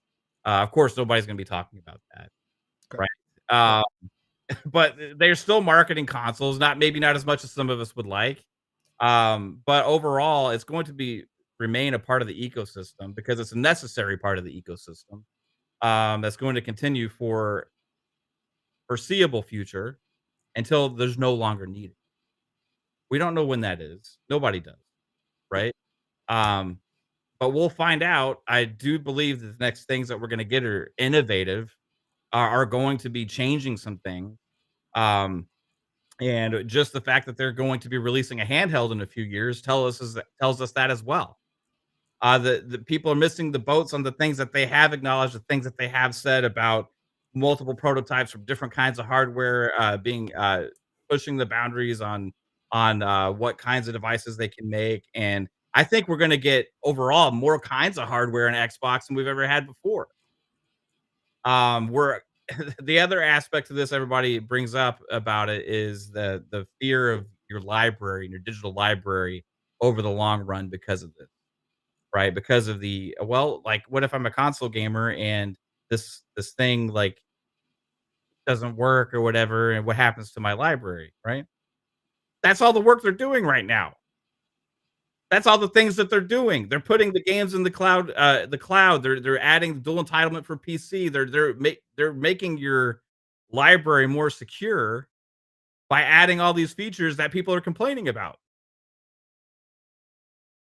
So, there's a lack of, like, kind of, like, reasoning, going on around there when they're deciphering some of these comments, from Satya because it's just led with emotion, right? And I understand the jarringness that can come from comments when he says it's redefining what it means to be an Xbox fan, right? But they don't care about your feelings. They care about the growth of Xbox as a company, as a brand. And if you wanna get behind it, you can. If you don't want to, then they're fine selling you the game somewhere else, because that's what they're doing. Well said, sir. I think it was also important that Satya mentioned Flight Sim and how Yeah. long Flight Sim has been around. Yep. And people were focused elsewhere. It's little stuff like that that, to me, right, shows how far Xbox has come within Microsoft. And again, everybody can go, well, of course, it's a pillar of Xbox, it's a pillar of Microsoft now. But that's what people forget when they say that Xbox is dead. And that the fact that Satya brought up that Flight Sim has been around longer than Windows or Office or any of this stuff shows, again, he understands the history of gaming within Microsoft, that it was, them as a software company, that they've been in gaming. And he mentions that that's what they've chosen to do, is focus in the gaming world. And he also, to your point, Mav, about the future tech, said in there that he thinks that they can leverage the AI and the cloud that they've been working on.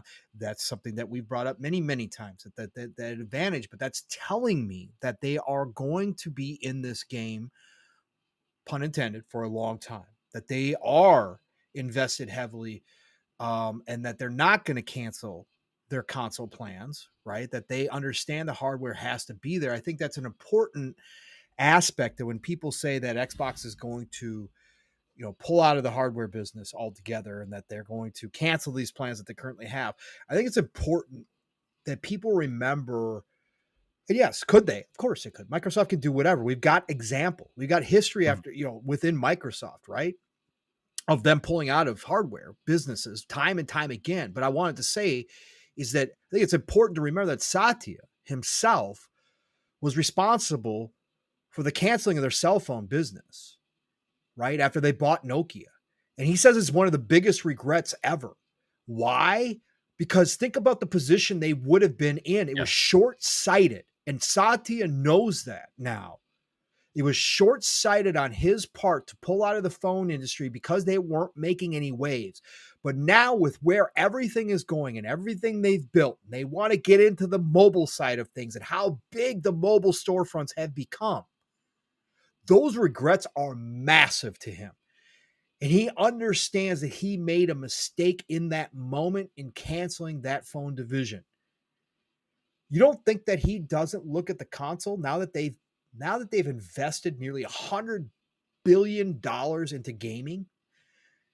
Even if the console isn't their main focus, do you not think that he doesn't think about the phone situation and go, we have to stick it out in the hardware, because at any given moment, this industry can change. And we don't want to be out of position the way that we are out of position now that we want to get back into the mobile sector. We are now out of position because I went ahead and closed our entire mobile division. I believe he does. Now, you could certainly say, well, no, he doesn't. He doesn't think that. I think he does. And I think that's why he made it a point in this math to start talking about that side of things again.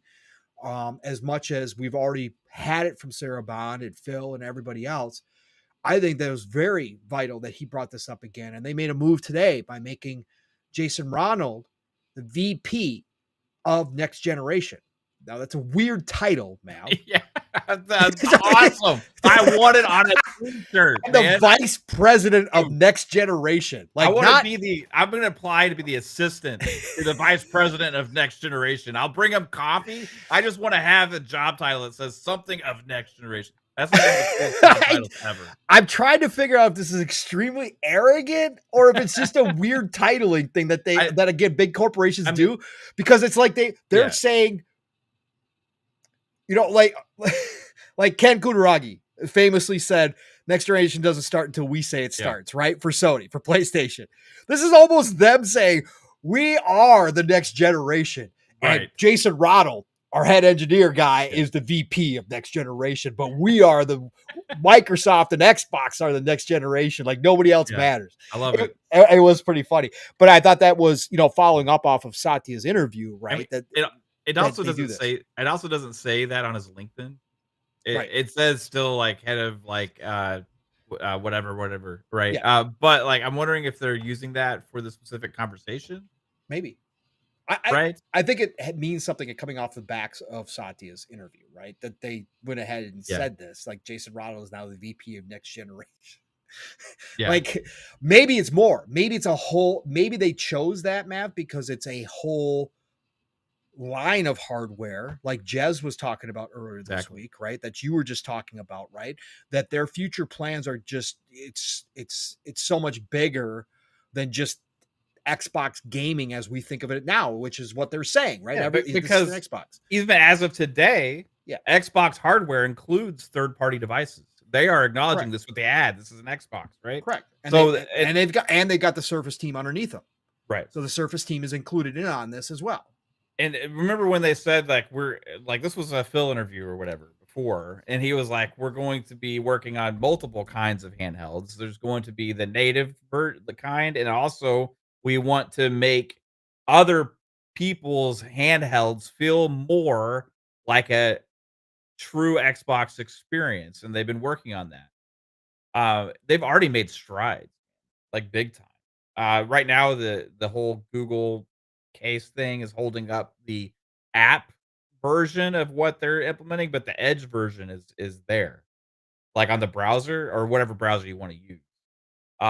If you want a glimpse into the future, go to xbox.com/play or whatever on whatever device, and you can see if you put it full screen on your tablet, on your phone, or whatever, and then see as that continues to get upgraded and updated with features and stuff, and you can see what they're going for on these other devices and all these other kind of things in the future.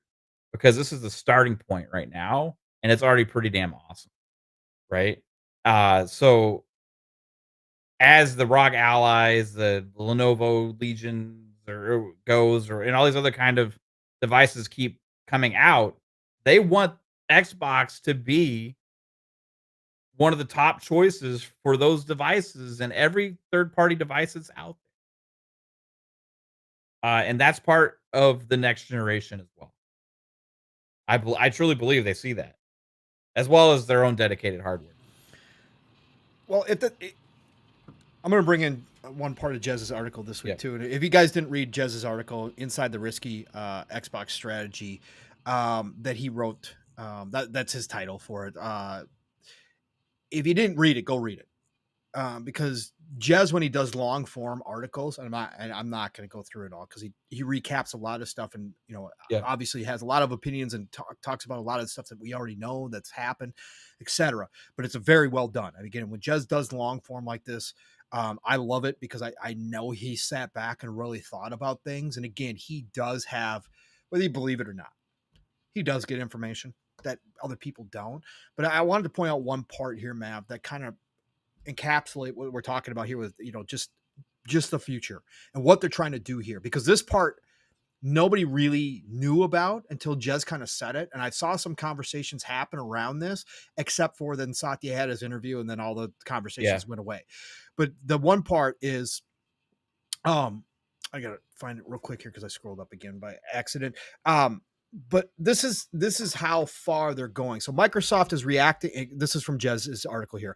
Microsoft is reacting to this trend early by talking about putting Steam and Epic Game Stores on future Xbox consoles. It's reacting to this by investing a huge amount into improving Windows gaming performance, as well as its usability on devices like the Asus ROG Ally, the Lenovo Legion Go.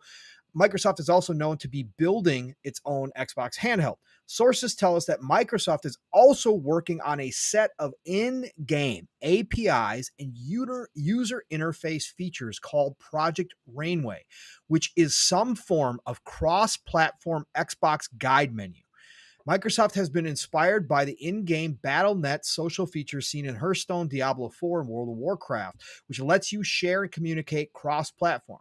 This means that for games running on other platforms from Xbox, they will still have an Xbox flavor and in-game Xbox systems, maybe even cloud saves. Indiana Jones on Steam, for example, supports Xbox cloud saves. Diablo 4 keeps your progression no matter what platform you're onto.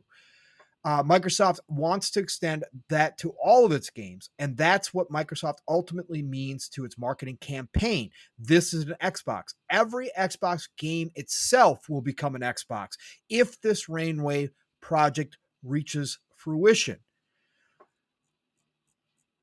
This is huge. Like if they this is some of the stuff I think they've been hinting at, Mav, right? And I just want to finish this off with his last thing too here. His last couple paragraphs here. But what if they pull it off? What if all Xbox games had Xbox Play Anywhere? What if all Xbox games were cloud capable on any device at any time? What if I could benefit from Xbox ecosystem features even when I was running an Xbox game from PlayStation, Steam OS, or Nintendo Switch 2? What if I didn't need to jump through weird hoops to play with friends on other platforms? What if my cloud saves were truly universal and platform agnostic? What if indie devs supported the Xbox Store on PC and by extension console as aggressively as they do Steam?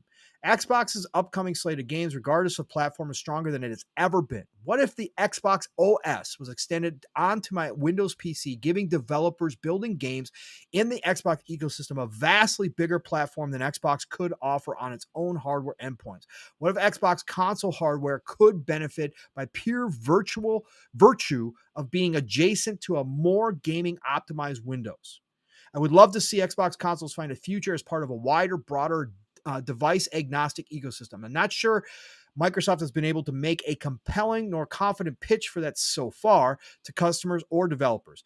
It's evident in the fact that Microsoft seem to misunderstand how difficult it would be to build and deliver a mobile gaming store for Android. It is evident, in fact, that very few PC devs organically support Xbox on PC. It's evident in the fact that many vocal Xbox fans don't feel confident in Xbox's future. But what if they do pull it off? That's how he ends his article. I think this was very thoughtful by Jez. And I think it points to a lot of stuff we were talking about, Matt, but also expands it out with this project Rainway, a Rainway that nobody really had heard of before that, at least that I remember. We've certainly touched on it. Other people have, talked about this idea of the hybrid console and potentially running these different stores. We knew all that had been discussed. This project Rainway, potentially creating a point where an Xbox game, even on a different platform, still has Xbox features built into it, Matt. And it creates the sense that this game is a standalone Xbox itself in a way, as Jez makes the point in this article. To me, that's what gets me excited, Matt. This is all a combination of the stuff that we've been talking about. And if there is a company that can do this, and this is why I think it's so important that Satya continues to talk about how invested, from his standpoint as the CEO of Microsoft, the parent company, so invested in the gaming division that it's become a pillar within Microsoft. And the fact that he keeps making these points gets me so excited, because if there's a company that's going to be able to figure this thing out, and yes, as Jez says, there's been lots of problems that they haven't resolved that are going on for years, if not decades now, like the Windows Store, etc. But if they are dedicated, Matt, and they are full into this future where they think they could pull this off, this is the company with the resources to actually go out and do something like this. Create a Xbox OS to compete with Steam OS, to make everything seamless amongst all the different devices, to make a version of Windows that is much more gaming friendly, that absolutely cuts down on a lot of the barriers that people have to using Windows when it comes to gaming. If they can pull all this off, that the developers have an easy time of creating basically one version of a game that plays across all these different devices, whether it's PC or whether it's consoles or whether it's handheld or whether it's a streaming device. They only have to build one version of that, because Xbox, Microsoft figures out how to make this seamless OS that just works for everybody. As Todd likes to say, just works. Think about that future, map, about what that would mean, how easy it would be. And then, to Steele's point that he's been saying for a very long time, then you're really talking about a Trojan horse when your games go on other systems. Then you're really talking about that fact that people start recognizing the Xbox ecosystem more and more, because even if they're on a PlayStation playing an Xbox game, they're getting a bigger taste of the whole entire ecosystem because of some of the benefits and features that are built into those games natively going forward. This right here brings a smile on my face because that is what I think Jez is spot on, and I think this is what they're going for, man. Your thoughts, brother? Yeah, real quick, I want to get to the Yeah, super chat. go ahead. RC Polygons hit us with the $10. Woo. Super appreciate it. RC Polygon says, I see things differently. Satya sees anyone on any platform who plays their games as Xbox fans. If you only play COD on PlayStation, you are an Xbox fan. Future acquisition would push that. Take Two, Epic, Valve. Yeah, like, well, I mean, part of the moves that they made too is also things they can use in the future. Like, look, we made this. So, like, we're not taking games away from people. We're actually giving access. It helps their argument for acquisitions, but we'll see what they do. Um, Going forward with that, I think there's more to come, but we'll see how big they are. Overall, like getting into this Pong, all you have to do is look at the evidence of the updates that they've been making, and you know that this is where things are going. The work that they just have recently put in with the Xbox app update, coinciding with the game ownership in the cloud, coinciding with trying to get their storefront open on the cloud, coinciding with the advertising of this. This is an Xbox. This is an Xbox. This is an Xbox. All you have to do is look at the interviews and the comments that they've been making for this past year and the interviews about things, even back going to January when internal emails started going out about everything Xbox everywhere instead of Xbox anywhere. You know, it's a different way of saying something that we've already been familiar with, but the reason they delineate it is because it's an expansion. It's going far beyond that. Now, there's been a lot of rumblings behind the scenes about stuff that they're doing that's going to blow people's minds. And I would have to assume it might be potentially that Project Rainway thing that Pong's talking about. Recently, when the Xbox did the updates for the games library on PC, and they added, there was like 400 or something titles added into the Xbox app on PC. Okay. Things from mobile games, things from indie developers, things from bigger publishers, all got implemented onto the Xbox app on PC that weren't there before. Again, a lot of those, including I think there's like maybe 100 of them or something, and now have dual entitlement.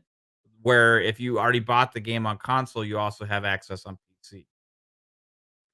This, I think, is all getting things set up and improving upon and updating to set the foundation of what this is all to become. There's a reason that they've been doing all this now. There's a reason why they've been pushing that idea. Knowing what their future is also with the future hardware, I think is going to kind of coincide with all of this kind of stuff, right? Um, the innovations across those four things that Satya Nadella said: AI, cloud, console, PC. Overall, it makes a lot of sense. It's something that we've all been kind of talking about for a while, speculating on about what kind of thing would be, on the handheld devices, a more of a native Xbox OS for them to be able to use. Imagine all the third-party companies out there selling hardware. If you boot it up, it's just an Xbox. Then at that point, on all those devices, their main competition is the devices that boot up into Steam instead of Xbox. Right now, there's only Steam decks that do that, as far as I'm aware, right? Where Xbox has the third parties that are going to go after. So, also native Xbox hardware. PC is already a thing. They're going to keep improving upon that aspect. But yeah, it makes sense. How would they implement it on PlayStation, all this other kind of stuff? The other evidence that is kind of interesting with you when you brought up Battle.net and them kind of being in love with that stuff. It was very interesting that what was Indiana Jones launched in Battle.net. Correct. And Avowed's going to be on there as well. Yeah. Yep.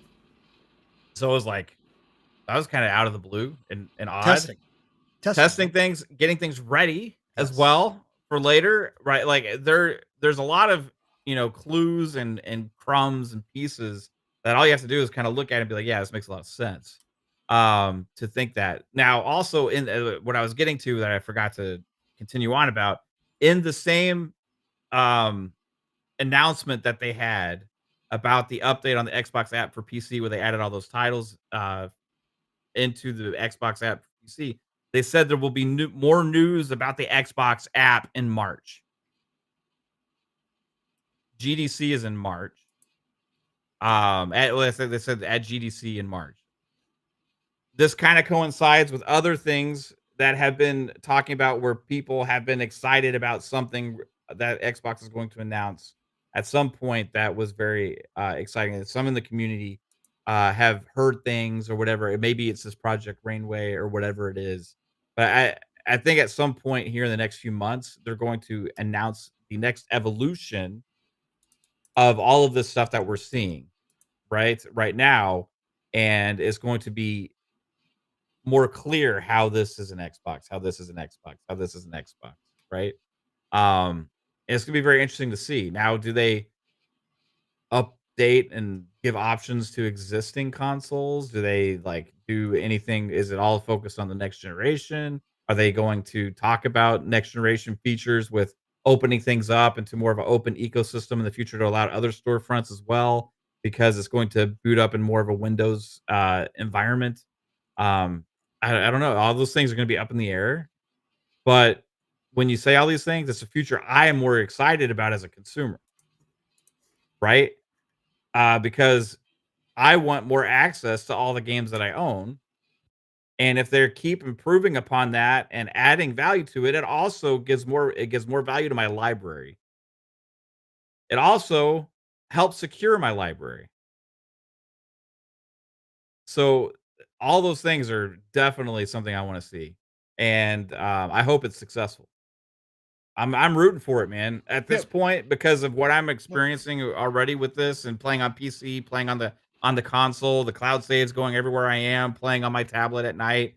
Like I want this to be every fucking game. I want every game I own or that's in Game Pass for me to be able to play on my PC, play on my tablet, and play on my console. Because then I can truly play wherever I want. And at that point, I'll be more interested in getting a handheld as well. That's the future I want for every game. I only want to have to buy that motherfucker once. I don't want to have to buy a game 2 times to play it on my PC or my Xbox. I'm done. I don't want to double dip anymore. I want the companies to have the same features that have been adopted by other entertainment industries like music and movies to allow us to be able to access our content wherever we are. I think as consumers, that should be something we should be rooting for, not fighting against for some arbitrary value of a plastic box. Well, does this diminish the value of my box because other people can have access to this game? I don't give a shit. If I can play the game on my PC, play it on my box, play it on my phone, play it on my tablet, play it on my TV with just an app, that's better for me. I don't care if you feel less special because you invested in your console so that you're angry that your neighbor who didn't buy one may get to play the same game that you bought. Fuck, I want to play all my games everywhere, man. So I'm rooting for that future, bro. Do it. Like when the thing came out about Sarah Bond is putting her career on the line or something like that about Xbox everywhere. I'm like, go for it, Sarah. At this point, because of my experience and everything that I've been doing, I want this to succeed because I want Xbox to become the standard of this to where everybody starts asking every other company to do the same thing. I want it to become the standard that that's what we should expect is access to our games everywhere we are. I'm not against that. Anyway, I don't know how you can be against it. a lot of people are apparently. I know. Pog. Well, I don't. I mean, again.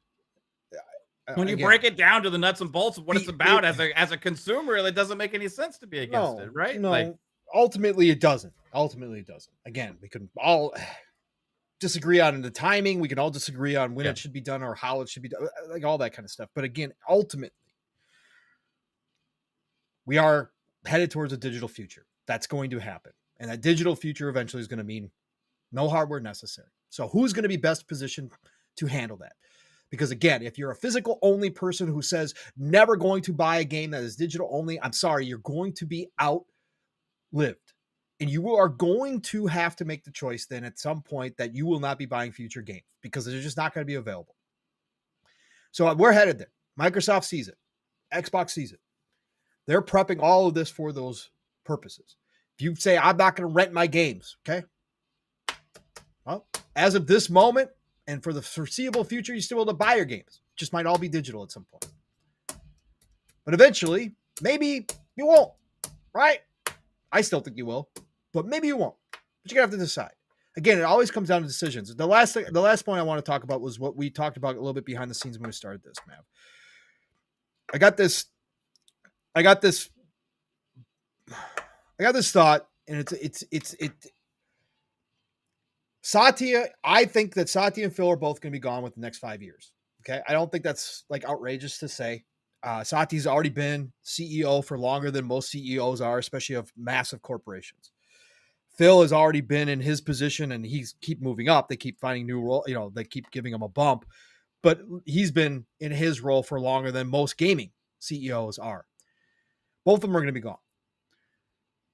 If you are an Xbox fan, if you are a fan of the ecosystem, if you have invested heavily into Xbox and have this massive library, and that's been a big conversation, right? We don't want Xbox to go away because obviously we don't want them to go away completely because then we would all lose access. What are we going to do to our libraries, et cetera, that we built up?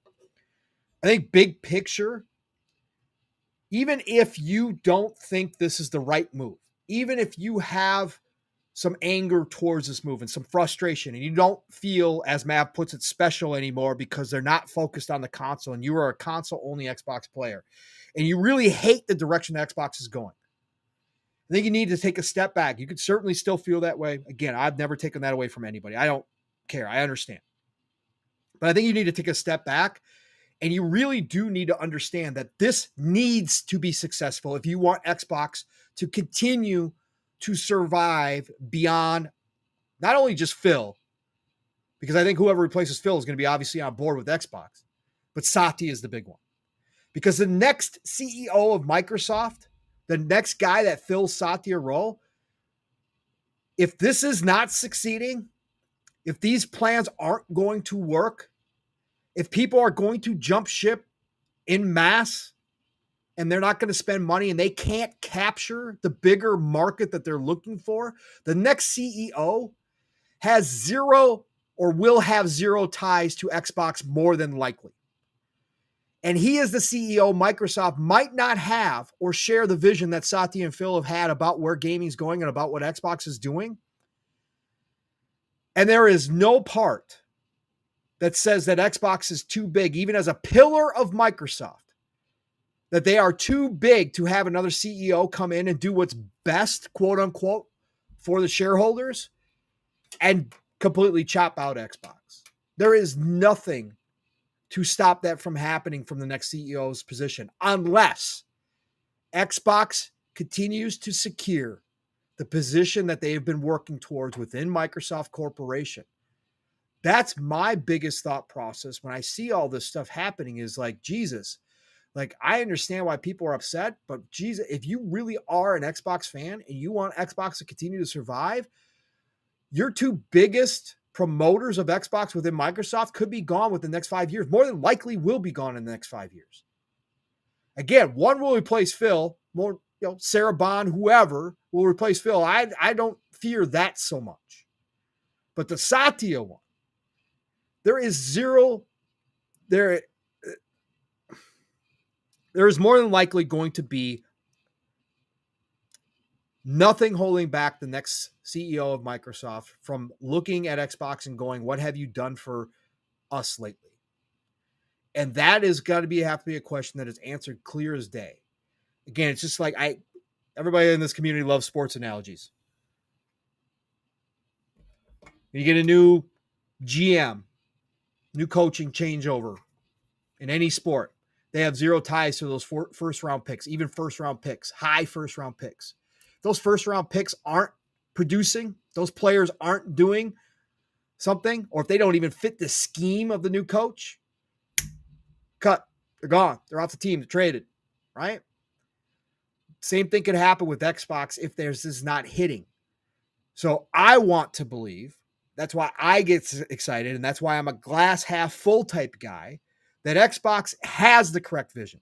That Phil and Satya, even if it's not what I wanted, even if it's not what we started talking this entire generation for the first 2 to 3 years of this generation, what we didn't see coming this quickly, like Mav likes to say, the ABK deal was that absolute accelerant. Even if that vision has now changed into something that I'm like, holy shit, whiplash. Holy shit, we went from, my God, we're going to go toe-to-toe with PlayStation nonstop. We're going to have exclusives, holy shit, to, yeah, no, we're putting our stuff as many places as possible for as many people to play as possible. It don't matter. We're doing it. There's no red lines. Even if that is the situation that we currently find ourselves in, I still look at it and I have to go, I love this ecosystem. The stronger that Xbox is within Microsoft, the more benefits we continue to have as gamers. For me personally, I can only speak for myself, but that's how I see it. The more successful Xbox is, the longer Game Pass continues to be invested in, the more Xbox Play Anywhere games that we now get. Even if I'm not going to take advantage of the mobile side of things, even if I'm not going to have the Amazon Fire Stick Play Anywhere right now, I still benefit the most from this being the most successful Xbox has ever been within Microsoft Corporation. The seat at the big boy table needs to be secured permanently as an Xbox ecosystem fan, as somebody who's now invested heavily into it. I want this to succeed. I see this succeeding. I love that it's succeeding because, to Mav's point, again, it just gets better for me. Sure, I can't run around and say I'm playing this game that's only on Xbox. I don't get to say that anymore. Oh, God, I know you PlayStation guys sure wish you had Indiana Jones. Don't get to say that shit anymore, right? Not that I ever did, but I'm just saying from that standpoint, from that viewpoint, I get it. Like if you're in that bragging, if you're on the team against team thing, yeah, you don't get to say that anymore. But what you do get to say and continue to say is, I still got the best value in gaming through Game Pass Ultimate. I still don't have to pay day one full price for my games, whereas you guys do. I still get to pay a monthly fee, and I'm getting 4, 5, maybe 6 next year. First party AAA games day one on Game Pass. Some big ass third party ones too. Big ass third party ones too, because they continue to invest because their position is secure.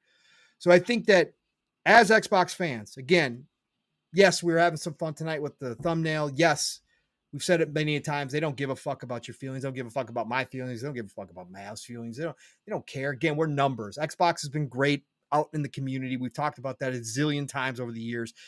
But at the same time, it's business. The only reason why we're getting all this is because it makes money. If it wasn't making money, we'd be back to one company like Nintendo doing small-time games, getting maybe 3, 4, 5 first-party titles a year at the max, most likely 2 to 3 titles, and we'd just be playing the same stuff on one system. We go back to the old days.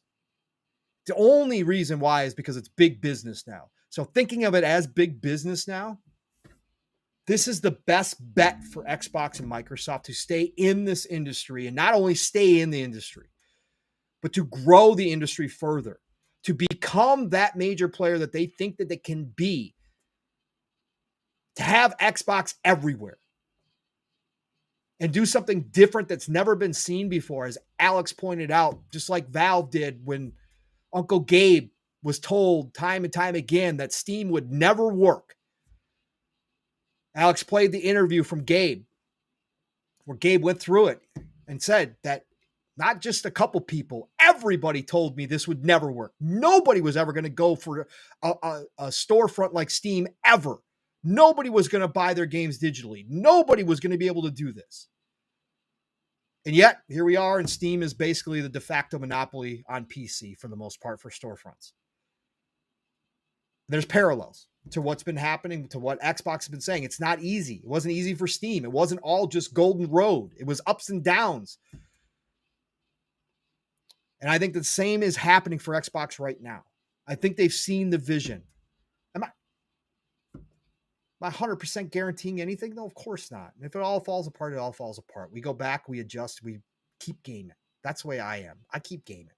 But right now, when I'm hearing the thoughts, the processes that they're going through, this change, this evolution of Xbox, I may not agree with it, but I'm all behind it because I want Satya to continue to talk this way about Xbox. And I want the future CEO of Microsoft to walk in that door and go, we're just going to, when it comes to Xbox, what they started, we're going to continue. We're going to move forward. They're too big. They're too big within Microsoft. They're way too big. Look at the success. They reach 1 billion monthly active users, right? Right now we're at 500 million. So don't say it's not possible.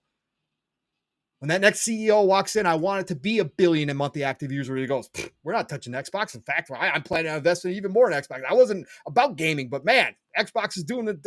Look at what they're doing for our company. Look at what they're doing for the shareholders. Yeah, no, we're going to continue to invest in Xbox. That's what I want, man. Yeah. I want the security. So I'm pushing for this because I want this to work. That's what they're trying to do, man. Yep. Like it's so yeah, I'm all for it 100%. At this point as well. Angry Hippie hit us with a $5 super chat. Thanks, Angry Hippie. Appreciate you for the 5. Says first quarter 2024, I was getting 55 megabit per second on PC. Now I'm getting 300 plus download speed. That's big. Yep. They fixed the download speeds on Xbox for sure. Mm-hmm. Yep. Yeah, dude. Like I don't know what they've done, but overall, just experience wise, but on the cloud aspect, like I was talking about, is like 10 times better for me than what it was when it first came out. Like it's I have literally zero issue with the quality. I was playing Forza Motorsport last night, racing, and like I didn't have any latency or anything. Like I was able to race like cleanly, without like any kind of like delay on the turn, anything. It didn't feel. I've been able to play NBA 2K25, and my shot meter is like the same. Is there probably a little latency that's like slightly there? Yeah, I'm sure that it is, but not very noticeable, or not noticeable really at all for me. Maybe noticeable for some, right? Maybe if I was playing Call of Duty or something, I would notice it more. I might try that and play like multiplayer, see how if I can't get my shot off first or whatever, you know what I mean? But right now, man, it's been like a clean ass experience. And the crazy thing for me though, right, is we're just a few years into this. I think about that 10 years from now. Yep. With how much improvement there's already been, better supported on whatever hardware they're building in the future. Like I think about that and I'm like, at the point where I talk about when they'll stop making hardware is when it's adopted so much out there that you don't need one, period. As long as there's enthusiasts that want to play the games natively because it's an advantage, they're still going to make it. Like look at Blu-ray players, right? There's still exist. You can still buy one for the people that really want the highest 4K Blu-ray 4K quality, right? But the masses watch the movies on all the streaming services now. That eventually that's where gaming is going to be. And who has the clear lead in that avenue right now? The one company that is the most capable, that is also more invested into gaming than any of the other companies that are capable. When I'm talking about capability, I'm talking about Google and Amazon. Remember, we talked about this before. Like long term, they saw Google, Amazon, and Apple as more competition for where their plans are go for gaming than Sony. This is what we're seeing now with a lot of the moves that they're making. Google gave up quick because that's what they do, right? They may decide to get back in once at some point. Who knows? They already make a shit ton of money on the Play Store, so they already make money off of gaming just because they're storefront, which is what they're trying to protect right now. They want that to be you can only use this pretty much default on their devices, right? Um, the long term between those major companies that has the ability to do the same kind of technical things that Xbox and Microsoft does, it's very few companies, right? Um, Amazon is the one that is most trying to get into gaming as far as actually making games and publishing on their publisher side and doing things like that. But right now, they're still testing the waters, just trying to decide if it's a business that they love or not. If they ever decide to go all in, if they keep working on their technology and keep investing in all those kind of things, could be looking at a different future 10 years from now where Amazon has equal capability as Microsoft and also has a library if they decide to also go on an acquisition. Keep your eyes open to where the technology is always headed because technology advancements are usually what dictates the accessibility to the content. As soon as it became available for more people to access high quality movies via online streaming, discs are no longer as necessary, right? As soon as we started to be able to download games and install them and the disc is not necessarily needed anymore, digital sales go up, physical continues to decline. Now you're having consoles sold without disk drives, period. Optional add-ons. The digital future is happening. Where which company do you think is most prepared to give you access to your games and update them and give you the best quality and best value in that right now? Microsoft has a huge advantage in that, and they see it, and they're trying to increase that advantage. Some it's early, right? For a lot of consumers, it's early. Like, hey, I don't want this. I still want to. So some people that just still want to buy disc for everything, right? Some people that don't want game updates, right? There's some people that want things to go back the old school ways and stuff like that. That's not where technology is pushing the industry.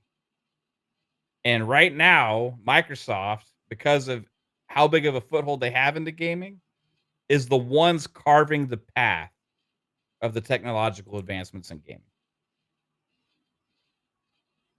So it'll be interesting to see what it all becomes. But yeah, you don't need a console anymore if you don't want one. You can still play your game. You can still play a lot of games. You can play them on PC. You can play them wherever. And it's going to become less necessary to need one in the future. Anyway, Spartan661 gifted us a fun speculation membership. Shout out to Spartan661. Appreciate you. And Mojam Shmeek got that gifted. Shout out to Spartan. Appreciate you, bro. And I saw a request for this earlier, so here we go. Look at me, I'm 3-bit, I'm the conductor, this is fun. Choo choo, choo choo.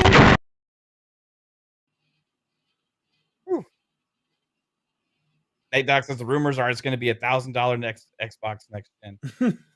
I think there'll be options. I think there'll be options. Yeah, I mean, we talked about. I mean, Xbox. we've had conversations where I think we all agree that it's probably going to be more on line with enthusiast box going forward. Maybe they'll shock and surprise us, and maybe they'll have an alternative that is cheaper. But I wouldn't doubt it that we move closer to the enthusiast box. I mean, again, the PS5 Pro kind of shows that is the future, right? $700 box. Whether or not you cringe, whether or not you flinch, whether or not you go, the hell no, I'm not doing that. Well, I think we're going to find out next gen, especially if it is the leaps and bounds that Sarah Bond said, technology wise, tech costs. And if they're going to go full boat, I'm all for it, right? I've said that in the past. I'm all for it, right? I'll find a way to make it happen if that's the case, if that's what they're going to do. But yeah, I think they're free. I think they're free to do what they want to do because they don't have to worry about the traditional console market anymore. That's not their role. I think they're going to give people plenty of options to get in at all different price points. It just may not always be what you expect, right? Like the way we think about it, right? don't necessarily believe that they're going to have a Series Type S next generation, but we'll see. Maybe they do. Yeah, it's going to be interesting going forward. I'm always fascinated with this shit. I love it. Yeah. I can't wait to see what they're going to do. And this gets me more excited. Again, now Jason Ronald being VP of Next Generation. I got to know what this is. I got to know what that all entails, Map. If it is just a lot of different devices, or if it's, are they really thinking like big? Like, again, Sarah Bond said, quadruple down on it. Yeah. Biggest technological leap we've ever seen. That's big. That's big. So, yeah. And it's Mr. Waffle said in the chat, native gameplay is greater than cloud. Yeah, absolutely. Definitely right. Especially right now, too. At some point, the gap will be small enough to where most don't care like it is with movies. Correct. Yep. Right? Yep. That's just over time that will happen as technology improves. I'm not saying everybody will adopt cloud gaming, but like you will see more and more people willing to, because the quality will be there. So when they try it, it's like, oh shit, that's just easy to play these big ass games this way, right? It's just like when we first started seeing streaming movies, right? Everybody said, "Oh, this ain't gonna really work. Netflix isn't gonna take off," right?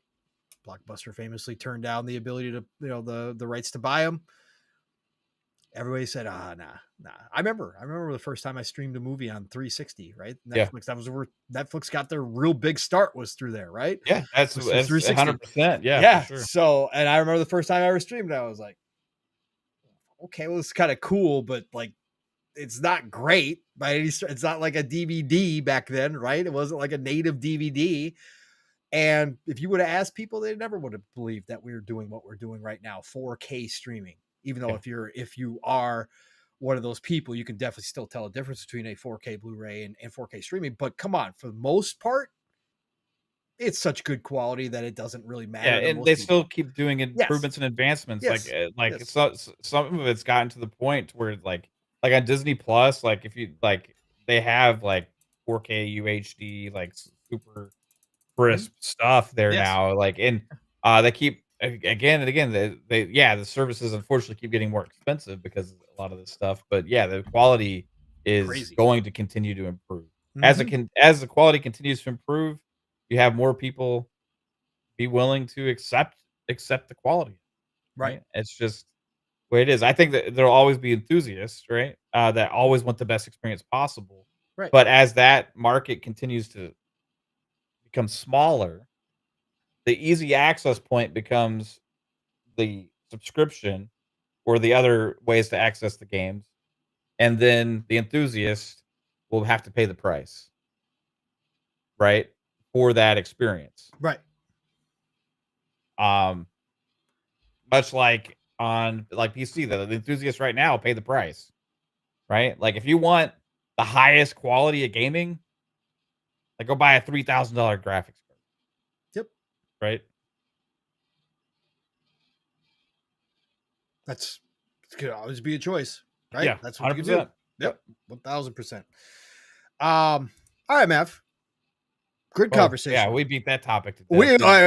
And thanks to the chat too for starting us off. I mean, again, we kind of got into little bits and pieces of it as through our intros. Love when the chat brings into conversation. Love you guys.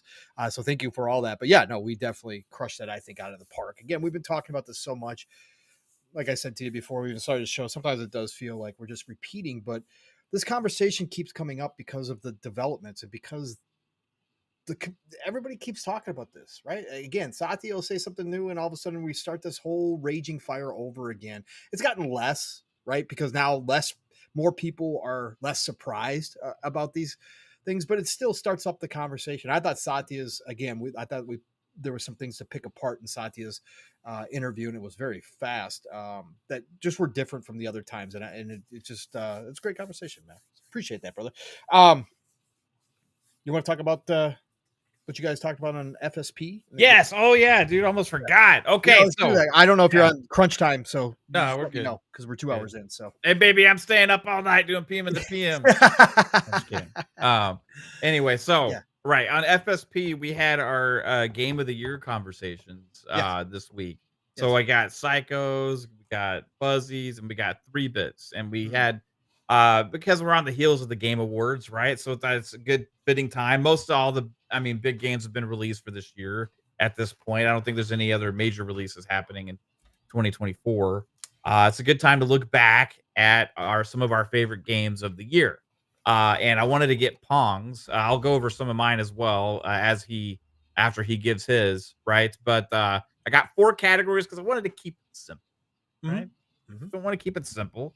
Yeah, I could go and do 20 different categories and try and do like some kind of a big time official awards thing or whatever. But no, we're not doing that. So I got 4 categories. We're gonna go with single player game of the year. We're gonna go with multiplayer game of the year. We're gonna go with the game that hit Game Pass game of the year and overall game of the year. Um, so what I'm gonna start off for you, Pong, is what was your single player game of the year? Single player game of the year is still Dragon's Dogma 2. Okay, that's what we had. This I had the same one, man. I know. Dragon's Dogma 2 is still for me. It's still it's very close with other games. Again, Indiana Jones may surpass it, but I can't. Dragon's Dogma 2 has not left me all year. Like, that is still my type of RPG. I just absolutely loved it. I thought it was gorgeous. I thought the gameplay was fun. I've seen people saying that it's not great. I disagree. I think it is freaking fantastic. So yeah, Dragon's Dogma 2 stuck with me all year, and it's still here with me now. Okay, nice, dude. Good reasoning. Part of my reasoning was how much it made me feel. Yeah. Like it was. I was playing with people still, but being able to be a loner, right? Because of the way the pawn system works so great in that game, it brings like the social feeling to a single player game. And like Stalker as well, that's a game that you're always have to be aware of what you're doing and getting yourself into trouble, right? I absolutely love that about it. Anything can happen in that game. Yeah. So Pong Yeah. multiplayer game of the year. This is really Yeah. really hard. This is really tough. Again, love what I've played out of Black Ops 6 so far. It's obviously done amazingly well. It's a really great game. Started the year with Helldivers 2, which is still one of my favorite games of the year. Even though we stopped playing it a long time ago, I put in, I think, between 40 and 50 hours. I think I'm at. I always forget where I was at. Love that game. And I see now people, again, it's recovered from all of its bumps in the road. As much as people like to say that they failed, I know it's not high on the PlayStation most played list, but my God, the PC community is still coming out for that game. They just did this massive update. I don't know if you saw, Matt, but they've been doing massive updates, obviously. But they brought back people, but they just introduced Killzone to. You can get Killzone skins now, which is dope. If anybody doesn't know, I was actually one of the people that loved Killzone. I think it was a great game. I wish they were still making it, but I just think that Arrowhead, those devs, they figured things out.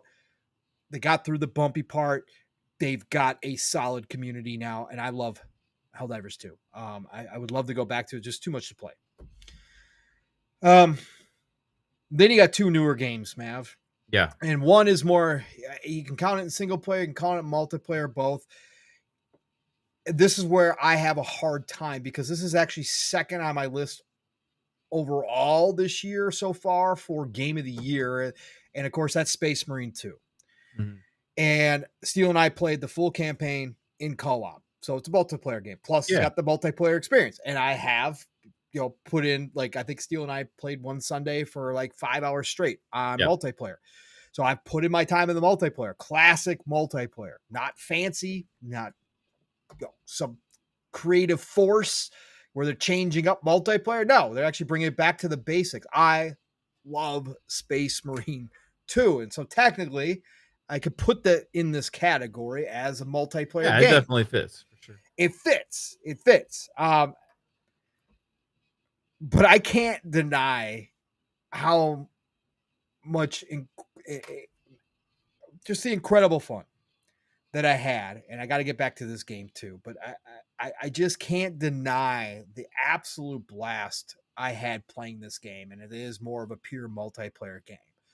And I just think it's a great freaking game. And that is the First Descendant. And I think the First Descendant is my multiplayer game of the year. It's funny that we talked about we were wondering if you were gonna pick First Descendant Yeah, too. yeah, yeah, Yeah. yeah, yeah, yeah.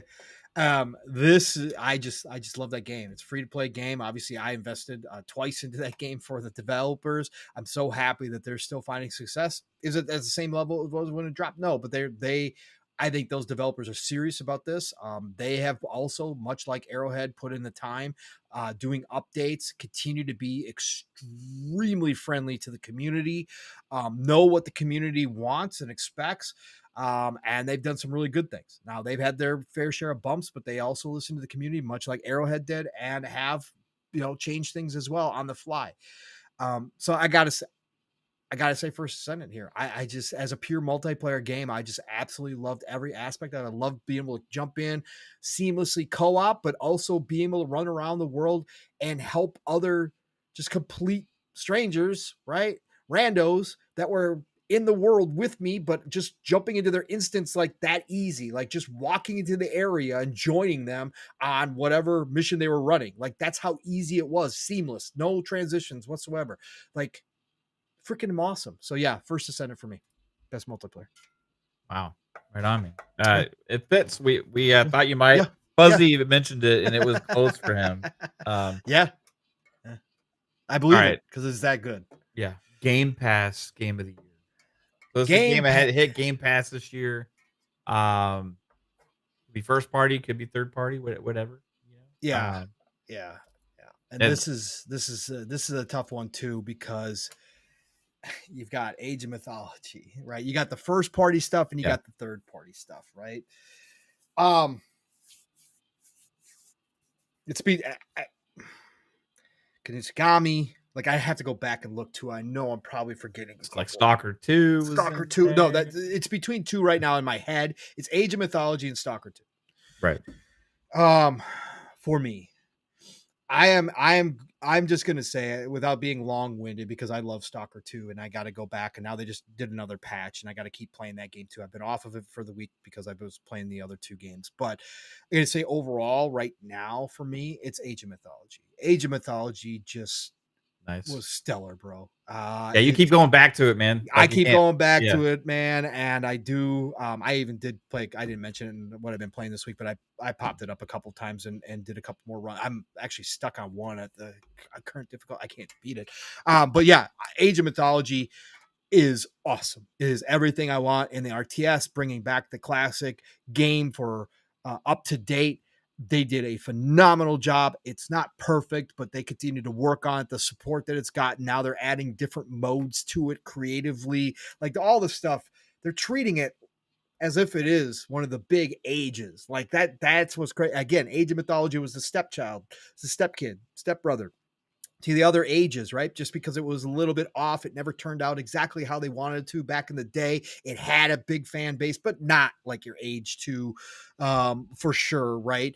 And so it just kind of always took second fiddle. And then Age 4 came out, 2 years ago and has done extremely well. And that's a freaking great game. But the way they're treating Age of Mythology is like it's one of the babies, man. And I'm so happy with Age of Mythology. So I'm going to say Age of Mythology here. Stalker 2 is very close. Stalker 2 is special to me as well. But Age, I got to say overall, Age. Wow. Yeah. Nice, man. Love it. Yep. Unfortunately, I couldn't find room for it or Ara. Like I made sure to give honorable mention shout outs to those games. Yep. But Age Mythology Retold, so good. All right, this leads me to the last one, Pong. Oh, by the way, for that one, I picked for multiplayer game of the year. Oh, man, what did I pick? Oh my god. I picked Call of Duty.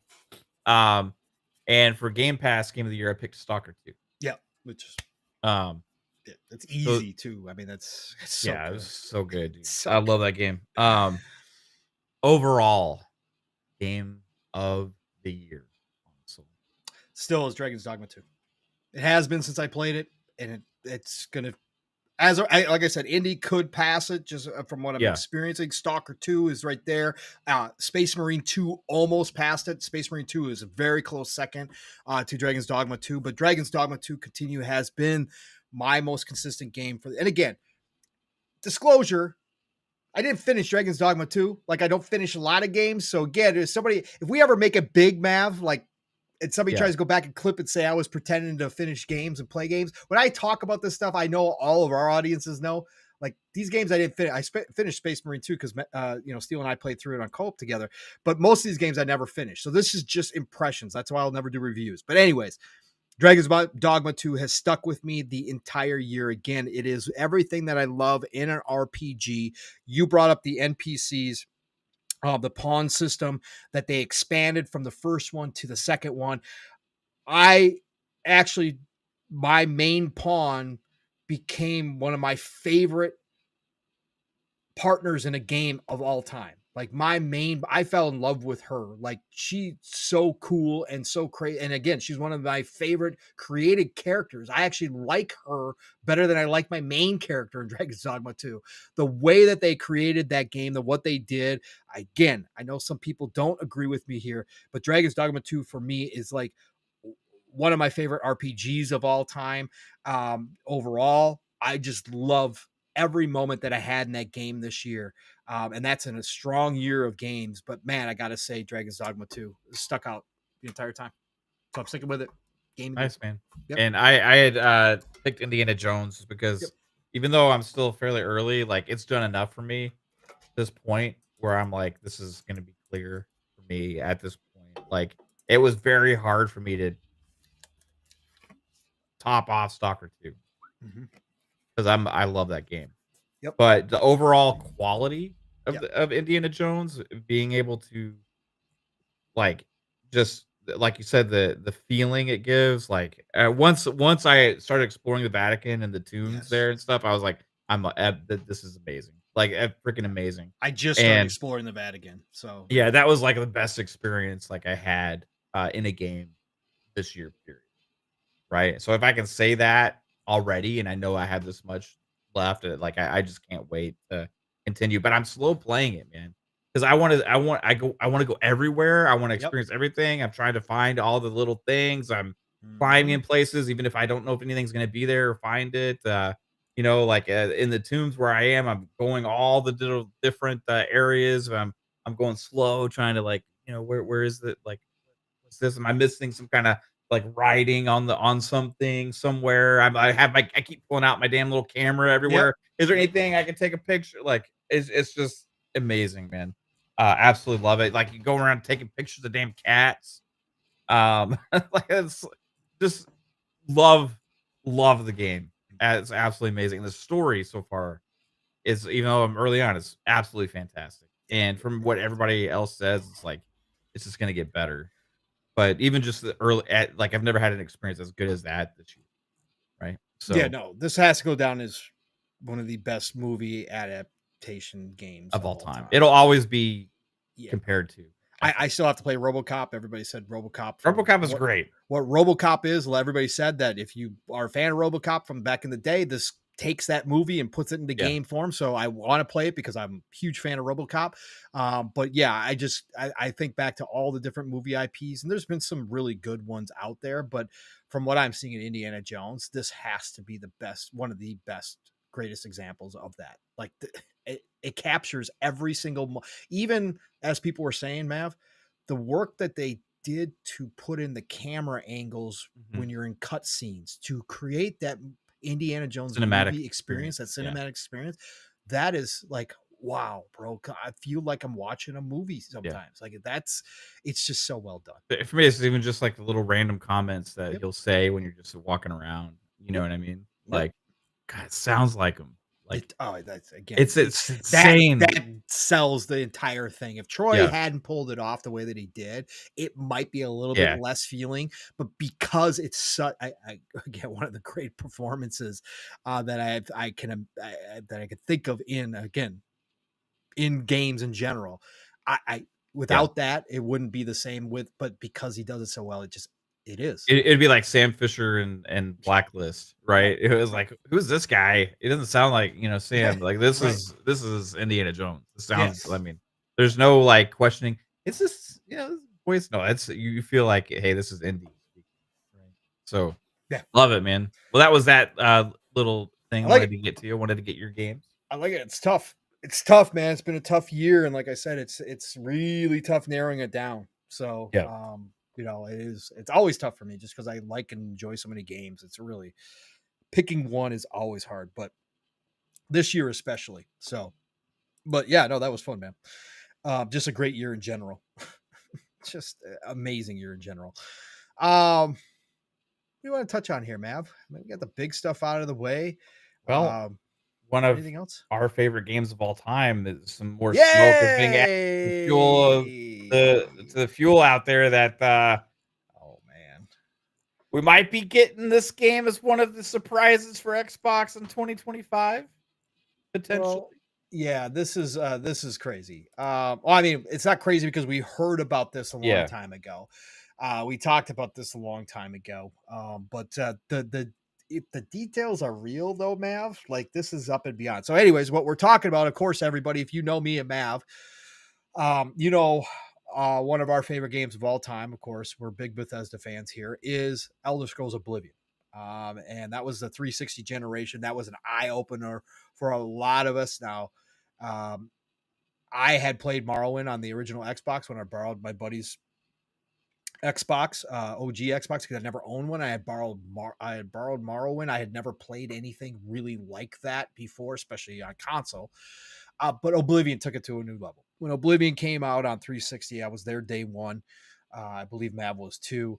It just was incredible. It was an incredible experience. We didn't get games like that again. Famously, Todd talks about how they had to stop and reset the entire Xbox due the 360 due to memory limitations. While you were still in the game, it never interrupted. Somehow they did that to clear cache so that the game could continue. We had never seen anything like it. So Oblivion has very, very, very fond memories. Obviously, is one of our goats of all time. So we had talked about this years and years ago. Scalzi had heard rumors that Bethesda was working on remakes or remasters of some of the classics, including Oblivion, including Fallout 3. And so this has been a rumor that's been going around for a long time. We've had smoke leading up to this year that potentially this was the year that they announced either one or both. Again, you probably can go back and catch a couple of our shows where we talked about, well, maybe they flip flop it now if they've been working on Fallout 3 because of the success of Fallout after the TV series on Amazon. Like, of course, it makes sense that you want to get that yeah, Fallout 3 remake done. But it sounds like that Oblivion is going to be announced, and it sounds like it could be announced as early as the direct next month. Mav is the current rumor. This is coming from Insider Gaming. A lot of people have been reporting on it. I just pulled Insider Gaming. And this is who wrote this one? Mike Straw over there at Insider Gaming. According to leaker Extas, I always forget how to say his name. Extasis. Not only is the Elder Scrolls 4 Oblivion remake real, but Xbox could announce the game at an Xbox Direct event in January. Not only could it be announced next month, but the game could be released sometime in 2025. Now, we had the rumors, Mav, leading up to the VGAs from Jez, yeah, and who else had it? Who else said? Oh, Special Nick had heard of code names, right? Of games that supposedly Xbox has ready. yeah. There was like Three, I think. Yeah. Chicago, and I Yeah. can't remember the other two. I can't remember the other two either. So this all kind of falls in line. And Jez had written an article even before that had said, well, there's more games coming and potentially more games coming in 2025 than we know about. And of course, at the Video Game Awards, we got the surprise with Outer Worlds 2 as one of them. But now it sounds like this might be the one. This article goes on to say, per previous rumors, the remake is being developed by Virtuos and is being built in Unreal Engine 5. Now, Mav, I don't remember hearing that this was ever going to be built in Unreal Engine 5. We talked about this if we thought this was going to be a remaster or a full-blown remake. Of course, the creation engine is Bethesda's proprietary engine, and it makes the Elder Scrolls series go. And Todd has said that they don't want to go away from the creation engine for years because it kind of does all the stuff that they needed to do to make the Elder Scrolls and Fallout series and now Starfield series work with everything they do in game. So this kind of shocked me. I was like, oh, so we're going to go a whole new engine, like completely different, Unreal Engine 5, and remake Oblivion. I don't know how this is going to work, but this has got me excited, Mav, because like I said all along, a remaster would be great. I would go buy it again in a heartbeat, and so would a lot of people. But if you do a full-blown remake and bring Oblivion up to date, that's almost like having a brand new Elder Scrolls game release as we wait that's on the Elder kind Scrolls of 6. thing Yes. I'd be really excited for. Yes. Yeah, a Yes. remaster in itself would be great depending Yes. on what all they put into Right. it. But like you talk about remake levels, that's Mm. the kind of thing I really get excited for because Holy cow, an Unreal Engine 5. And if you guys have seen the Skyrim modding community, what they've done with Skyrim, and you go look at the mods, go check out Steel's gameplay where he had 4,000 mods downloaded. It looks like Unreal Engine at that point, and it's gorgeous. So that's really cool. Those rumors also hinted at a 2025 release for the game. If you recall, the first word of a remake or remaster of the game came during the FTC's investigation into Microsoft's acquisition of Activision Blizzard. That's not true. Scalzi, shout out to Scalzi too, by the way. Hope you're doing well, brother. Scalzi had that rumor 3 years ago, almost 4 years ago, that they were doing this. At the time, the documents revealed that the game was expected during fiscal year 2022, but that obviously never came to be. Since then, nothing has been said publicly by Microsoft or Bethesda on its status. As with every rumor, please take the information with a grain of salt until it's officially confirmed or Insider Gaming can independently verify the information. Now, I saw somebody else follow up on this as well, Mav, and they said that this has been in the works since 2019. Oh boy, if the 2019 date's real, I don't know about the studio virtuos, but I'm going to trust that Todd wouldn't hand his baby over just to anybody. And I'm sure they're involved, right? I'm sure they're maintaining, like, understanding what this is going. We got to make sure this is still Oblivion. It is an Unreal Engine 5. If this is true, it's going to be a completely different engine. But 2019, releasing in 2025, that's a 5 to 6 year development cycle, depending on how you want to count dates, right? 5 to 6 year development cycle, full remake of Oblivion. Mav, if this launches in 2025, this might be my most anticipated game next year. Like, if they're really doing this, I'm freaking like, this is gonna be massive, bro.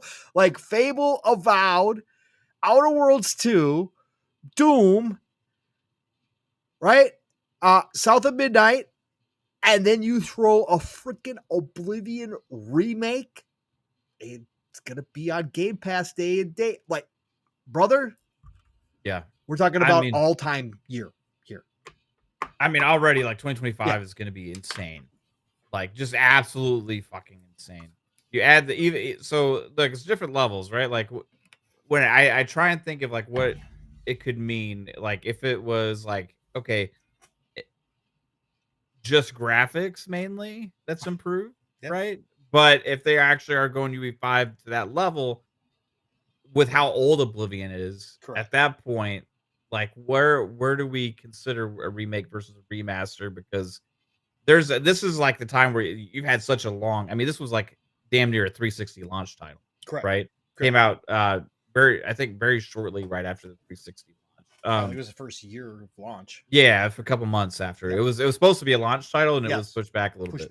So I remember they talked about having the celebration when they found out that the 360 was going to have more RAM or something like that in the studio, you know. So that's why they did increase the RAM on the 360 was because of Todd and his team saying they needed it for Oblivion. Yeah. So Oblivion was that game that was like I had I knew a guy that played Morrowind, and like I had heard about Morrowind a lot. I think I may have like dabbled a little bit into it, but like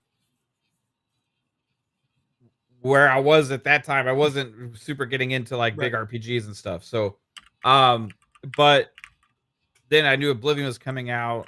I was excited. I love the trailers, all that stuff. I was like down for this, man. I was like, hey, this is gonna be fucking awesome.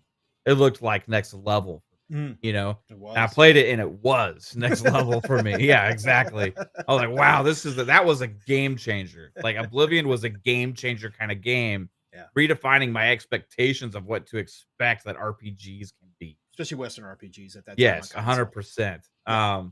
So I was like, that game made me fall in love with them. So it's been a very long time since then. It's been damn near 20 years, Yes. right? Yep. I mean, you're talking about 2007, maybe? When 2006, I 2006? was Oblivion. Let's see. Hold on. So yeah, if it hits next year, it's almost 20 years. I mean, that's I don't think you're gonna get many people complaining about a No. remaster or remake at that point. And if you remaster an 18-year-old game with brand new graphics at that point, like it's gonna look so different. You know what I mean? Unless it's just like a shiny little upgrade or something like that, which is fine too. Yep. We're March increase the 21st, resolution. 2006. Wow. Yeah. Yeah. Increase resolution, improve some things and all that stuff. But it's not if the rumors are true that it's been in the works that long and Yeah. UE5, all these other kind of things, the drastic improvement we could see on one of my favorite games of all time was like, Complete I game. yeah, it could feel like it could be like it, right? So, adding that on top, if it happens to be true, on top of everything else that we Yes. got, bro, like you're talking about like next year could end up becoming like my favorite year ever, Yeah. period, in Yep. gaming history with all the games we got coming. Especially if Fable hits.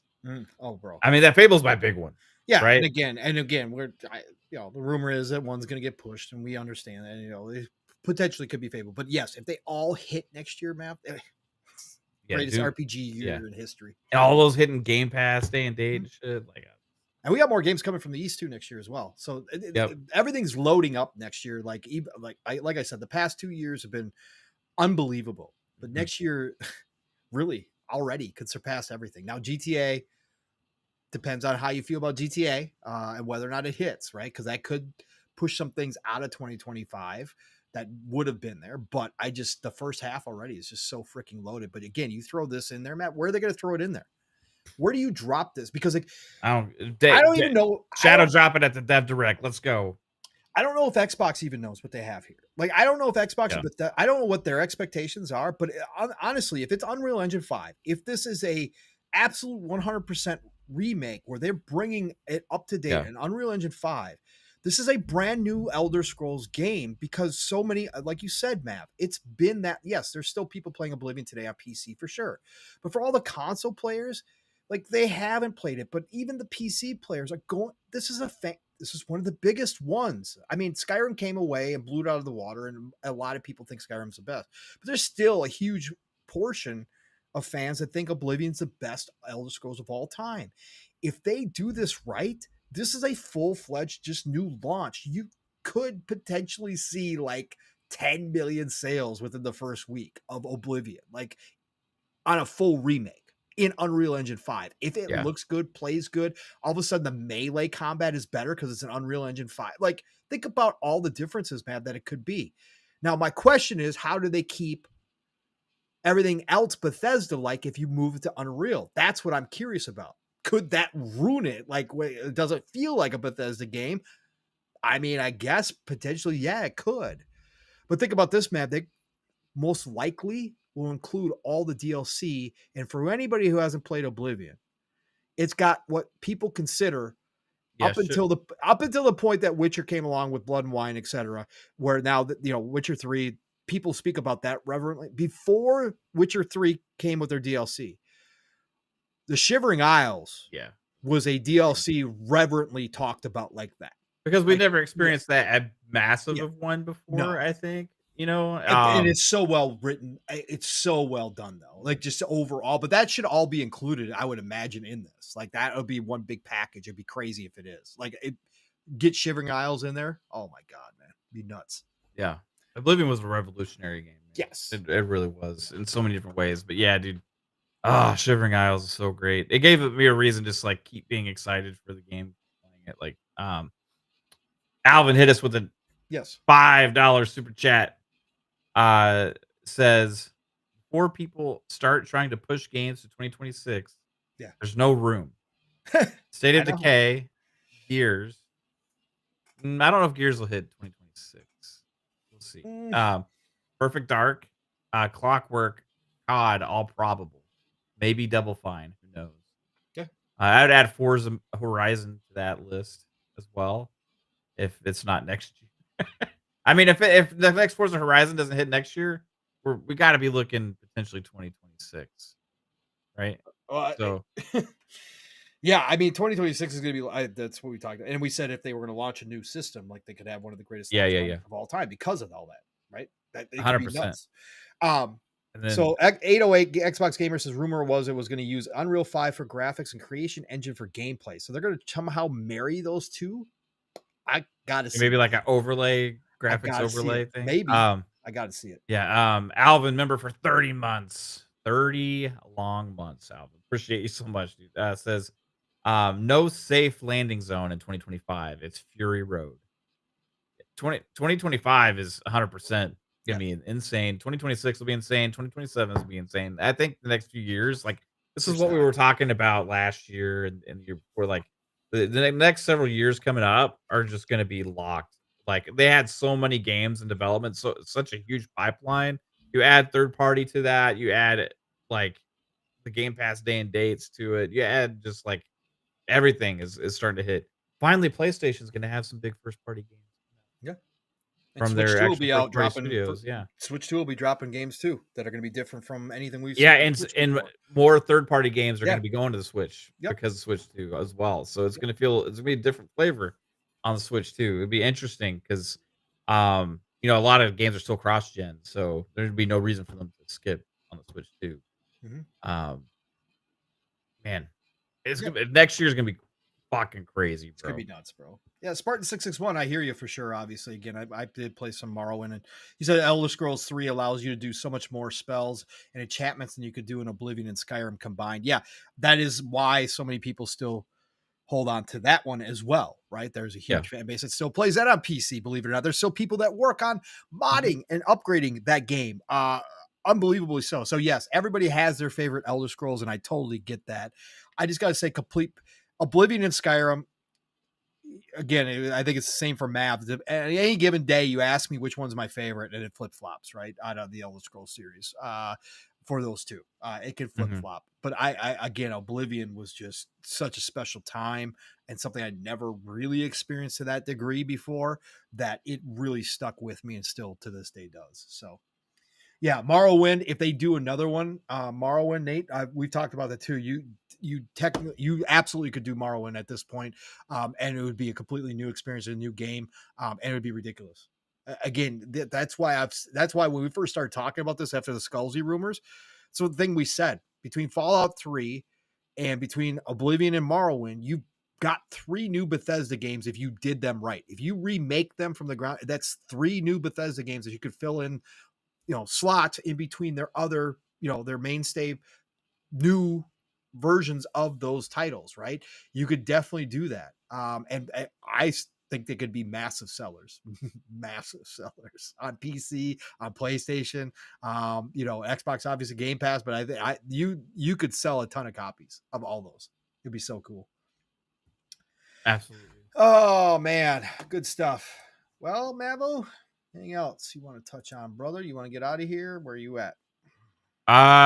Let's make sure. I think we're kind of covered everything. Okay. I mean, there's That was small on the stuff. Yeah, there's yeah. I mean, small the only other thing is like Kanakawa.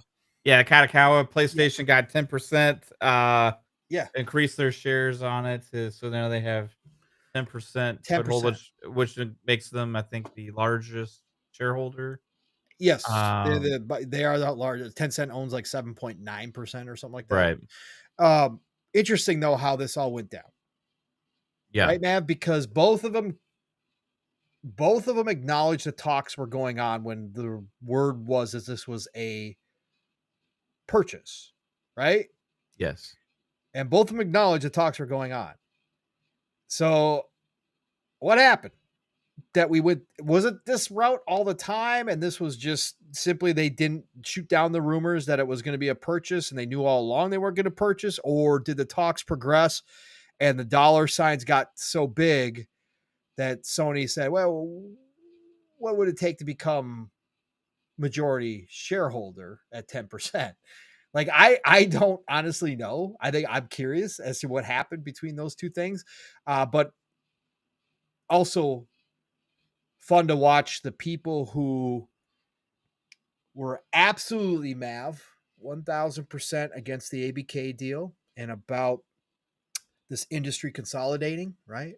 And that, acquisition seasons are bad, to then all of a sudden the rumors starting and all of a sudden we're cool with it, even though from an anime side, not a video game side, an anime side, would be literally creating a monopoly in the anime sector if you allowed this deal go through. But we were still cool with it, right? We were still cool with it. It's okay because it's not as big as ABK. So they were all on board, Bav, to now finding out, oh, it's just 10%. Yeah. Right? Again, some people just love to continuously make fools of themselves. They don't care. But yeah, I just think that this is the best. Again, the only reason why I said I was against it was because of the anime side of things. They already are in too big of a position of the anime and manga. It's unfortunate, but most of the regulatory bodies don't understand how big the anime sector is currently speaking, and especially what kind of influence it has on pop culture, etc. Most people look at it as just cartoons still to this day, even though it has become so much bigger than that. And really is like a massive entertainment form unto itself. So they allowed, the Crunchyroll stuff to happen, etc. So I was totally against this just because from that side of things. I said if they get rid of the anime side, from software, they can buy the games division. Like that's fine. It doesn't bother me at all. It's business. Go for it. You guys got a great relationship. But I think ultimately at the end of the day, this 10%, cool, whatever. It is what it is. This is what they worked out. They got 10%. Nothing really changes. They continue to work together. As people are asking, does this 10% math finally get the PlayStation fans a Bloodborne 2 and a Bloodborne patch that gives them 60 frames on their PS5s? What do you think? Does this 10% get that at least? What do you think? I have no idea. I think like ultimately they're still gonna like FromSoft is gonna be putting the games where they're gonna sell the most. Yeah. Which is gonna be in everywhere. Yep. They're too big now, right? Like it would be interesting even if PlayStation was able to fully acquire what they would have done. Yeah. At that point, because you're cutting out a massive amount of gamers, right? If you take that away, and again, they don't have as much money, right? So anyway, they ended up settling on this 10% thing. Um, I think because they couldn't afford to do everything they wanted to. Maybe I'm not exactly sure how it all panned out, but they will have more of a say Yeah. at the table for sure. I mean, they will be their majority shareholders, so obviously, like that comes with some weight. Um, but it's also they did say they're not going to be increasing their shares from there. At least I don't know how long that means for. Um, and it also doesn't necessarily stop anybody else from like leaping them as well. I think in the future to be the majority shareholder, it could happen. Yeah. Um, Yeah. so, but yeah, I think ultimately it's a good thing for at least the anime community.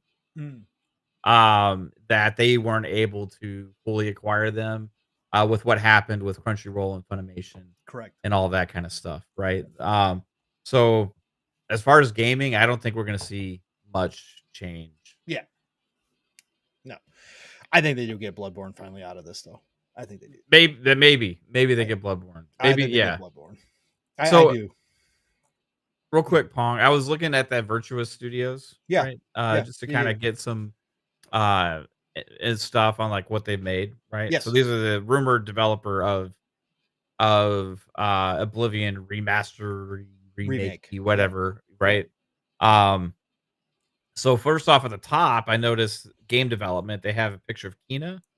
Okay. I don't know necessarily what the second game I'm looking at is. I'd have to. It looks familiar, but I'm not sure. And Midnight Suns. Okay. Okay. They help. Okay. So they at least helped on those games, You right? right? And then talk about projects they did work on. Uh-huh. So the Outer Worlds, Okay. Okay. for the Switch, the Outer Worlds version for the Switch. Okay. Cool. Okay. They Medal of Honor Above and Beyond for the Quest, Respawn Entertainment. That's one actually won a, I think, an Oscar or something. I Yeah, can't remember. I remember. Yeah, that was Yeah. the Medal of Honor VR experience thing that Respawn made. Outriders, they helped on that. Okay. Final Fantasy 12, the Zodiac Age version for PS4, PC, Xbox One, and Switch. Okay. Dark Souls Remastered on the Switch. Oh, okay. Okay. Marvel's Avengers. Okay. Call of Duty Warzone. Okay. Star Wars Jedi Fallen Order for PS4, Xbox One, and Windows. Grounded. Wow. Destroy All Humans. Well, they've definitely been a support studio for the industry. Holy shit. Oh yeah. Okay. Horizon Zero Dawn on PC. Okay. BioShock the Collection for the Switch. XCOM 2 the Collection for the Switch. Okay. Players Unknown's Battlegrounds for Stadia. Okay. And Vader Immortal, a Star Wars VR series for VR. Oh, I remember So that. they kind of run the gamut on some. Those are just the ones they kind of approach, but they have a history with Obsidian specifically for Grounded and Outer Worlds as well. Right. And they also have a relationship in the past with Activision for Call of Duty Warzone. Yeah. So anyway. Well, yeah, I mean, and again, I know Todd and Bethesda would still be hands-on and certainly, looking over their shoulder on the project because again, it's another one of Todd's babies. He's not going to give it to them. But again, this company seems like they've had a lot of experience with a lot of different titles and kinds of games, so that gives me a lot of confidence that maybe this is something they could tackle. And they obviously know what it would mean to do a well done version of Oblivion at this point. I mean, that's huge. What a deal. And then so for this is for art production. Okay. They've worked on Horizon Forbidden West. Okay. Ratchet and Clank Rift Apart, Devil May Cry 5. Okay. Something called Life Render. Don't know what that is. Halo Infinite. Demon Souls Remake. League of Legends, Medal of Honor Above and Beyond, Last of Us Part 2. Okay. Guardians of the Galaxy. PUBG, Call of Duty Vanguard, New World, and Call of Duty Black Ops Cold War. Well, this ain't some out of the blue studio, so I gotta say that. That's freaking awesome. I mean, that they've had that much underneath their belt. That gives me, like I said, a lot of confidence. So, God, I hope this gets announced. Oh my God. Yeah, they definitely seem like they have a shadow a lot of experience. What's a shadow drop? Because they got no That'd room be for crazy. anywhere. Just Oblivion shadow drop remake. Yeah. Beginning of the year. Have fun. That would be totally insane. I don't care. I mean, again, I if they price it right, if it's $39.99 for a full remake, I'd even say that's reasonable for an upgrade from what it was back then to Unreal 5. They did a nice job. $40 I would not be like, oh shit, they outpriced themselves. I think it'd be incredible. Oh my God. I'm getting more excited, man. Hope it all comes out. I hope it happens. Yeah, so do I. So do I. Trying to see if there's anything else at all. I don't think so. I mean, there's a bunch of little stuff. We talked about Tiny Tina's. So everybody knows everybody's favorite Kamiya, who opened his new studio Clovers that we just found out is working on Oh God, I just lost the name. Help me. Help me. Okami. Okami, thank you. God dang it. Getting late. But yeah, working on Okami. Everybody knows that Kamiya is obviously had his run-ins with gamers. He blocks everybody. Don't speak English to me, speak Japanese to me, or I block you. He's been known as kind of an a-hole, right? And a Yeah. lot of people have thought that maybe he was an a-hole at the devs too, right? And that he was so egotistical that maybe that was a part of the friction problems, Yeah. potentially, or whatever the case may be. Well, it came out that most of Kamiya's New Clover Studio staff followed him from Platinum Games. So it seems everybody likes Kamiya as a boss, Mav. He he took Tsuda, cinematic director of Okami, Devil May Cry, Bayonetta, and Astral Chain. He took Takeuchi, Metal Gear Rising's lead animator. He took Yamamoto, Bayonetta's series animator, and quote, many of our team members come from Platinum Games. These are people who have worked with me or with Kamiya during our time there. So many people leaving that makes you wonder who is left at Platinum Games. So it seems like Kamiya and the other gentleman who left Platinum Games with him seem okay, Mav. So it sounds like that studio's in good hands, brother. They got the experienced people on there. So sorry for Platinum Games. Sounds like they lost a lot of good talent there. Yeah. I thought that was interesting. The way maybe the exodus of Platinum was more about the other leadership. Maybe potentially. I just thought it was interesting because of the way Kamiya's portrayed, and yeah, hey, seems like a lot of people want to go follow him around. So sounds like a decent dude from the working standpoint, at least. Got to give a shout out to Space Marine 2. They put up a post this week about the BAFTAs, one of the other game awards. This, again, just falls in line with what we talked about leading up to the Keeleys. BAFTAs, Space Marine 2, best game design, best technical achievement, best multiplayer, best animation, best performer in a supporting role. Hey. Yeah. Shout out to Focus. Shout out to Saber. Yeah, they did such a great job on that game, man. It's fantastic. It's deserving, man. The only other thing, real quick, was Skull and Bones getting the second year support. It's just it's just funny. Like, like you put in there, like, like why? Like it doesn't make sense. What you're canceling those other things, but you're like supporting a whole second year of Skull and Bones. It's just kind of funny. Yeah, I don't get it either. The only thing, like I said in the DMs, is like maybe because there's only takes one server to run, like because it's like so few players. Well, I don't know. For anybody who doesn't know, they announced that they're going to do year 2 content for Skull and Bones. I don't get Ubisoft, like I said in the DMs. Starting to believe that Yves is trying to torpedo the value of Ubisoft at this point, because I pulled, and again, Steam is one place. I understand that there's a fan base on consoles, but come on. When you look at the Steam numbers, I'm just telling you, I pulled it. Concurrent players on Steam was 160 players on Skull and Bones. Like their all-time peak was 4 months ago when they launched at 2,600 players. You're not telling me they've got this many whales on Skull and Bones that this makes financial sense to continue to support this game.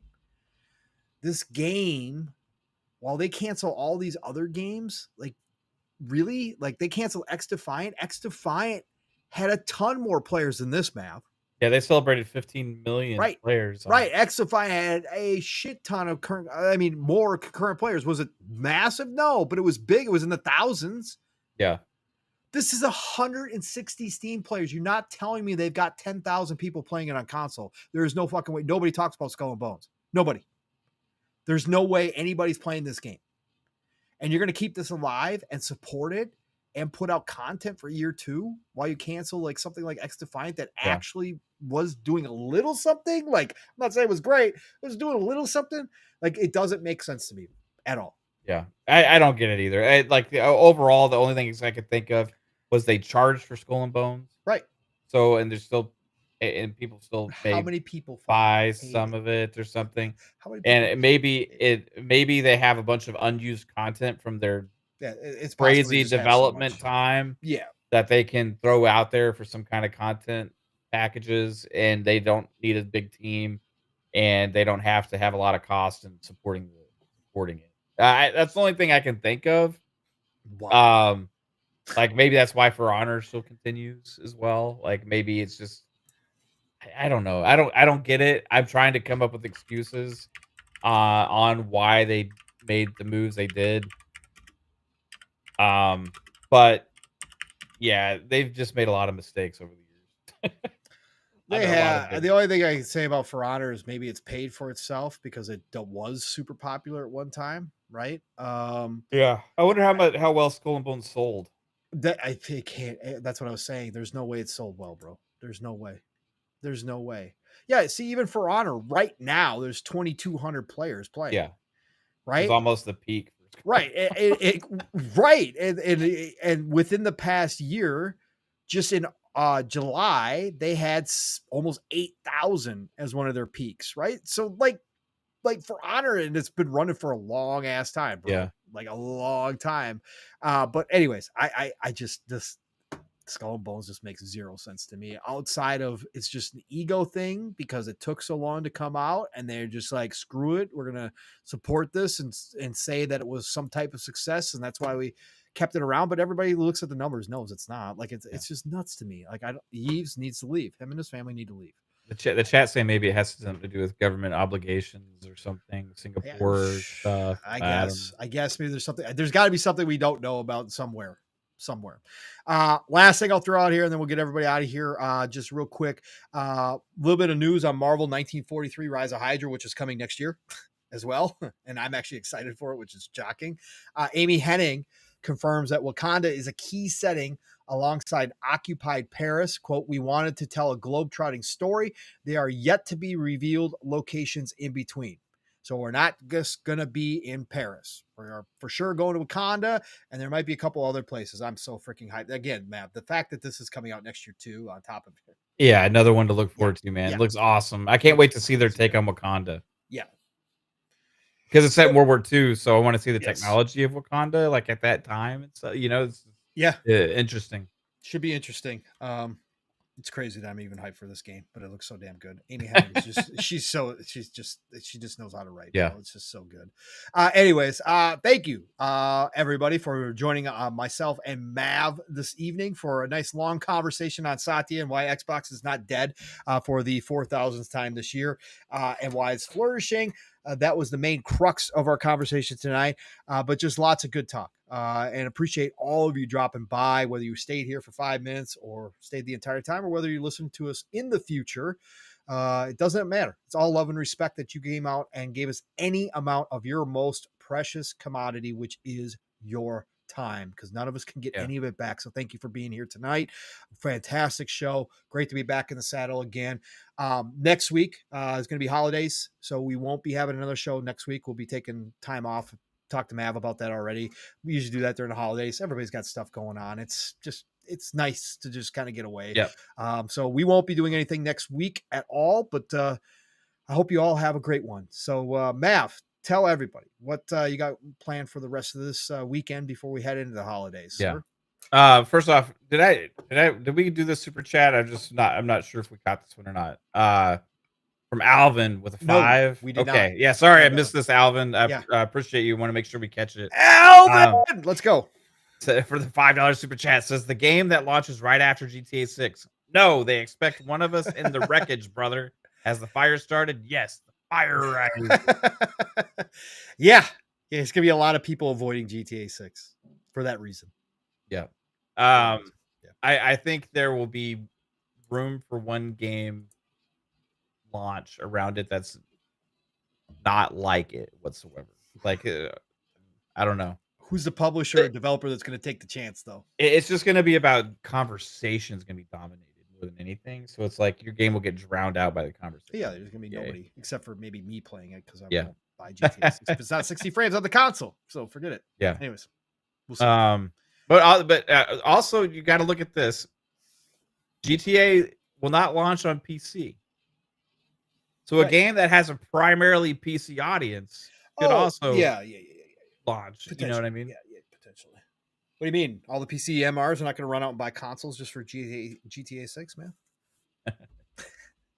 Jesse James says, "Remember, Mav, next Thursday and Friday is not a holiday." Yeah. But, like, you might see some content, like, I'm not saying there won't Yeah, be any content, you might see yeah. some Just Mavcast, no I shows. might do some game streams and stuff Yeah. like that, but, we won't next week, there won't be, like, a traditional slate of shows, right? Yeah. Wanna try and be cool with everybody, spending time with their families and all that kinda stuff, but, I hope you all had fun tonight. I know I did, but next week, like I said, look out for that kind of stuff, but not regular shows. But you can find updates on all the content over on Fun Speculation on X, on Blue Sky, on Threads, on Google. I don't know wherever you want. Audio listeners, appreciate you. I am behind on the last 2 episodes. I know. I'm so sorry. I will get those uploaded as fast as possible. Been a little extra busy lately, but I appreciate all of you as well. And if you do like the content audio, hey, leave a review there. It greatly helps people find us. And don't forget anybody, if you like what we do here and you're live here in the chat, if you do like it, you tell people about us, sub, notification bell, all that cool stuff greatly helps as well.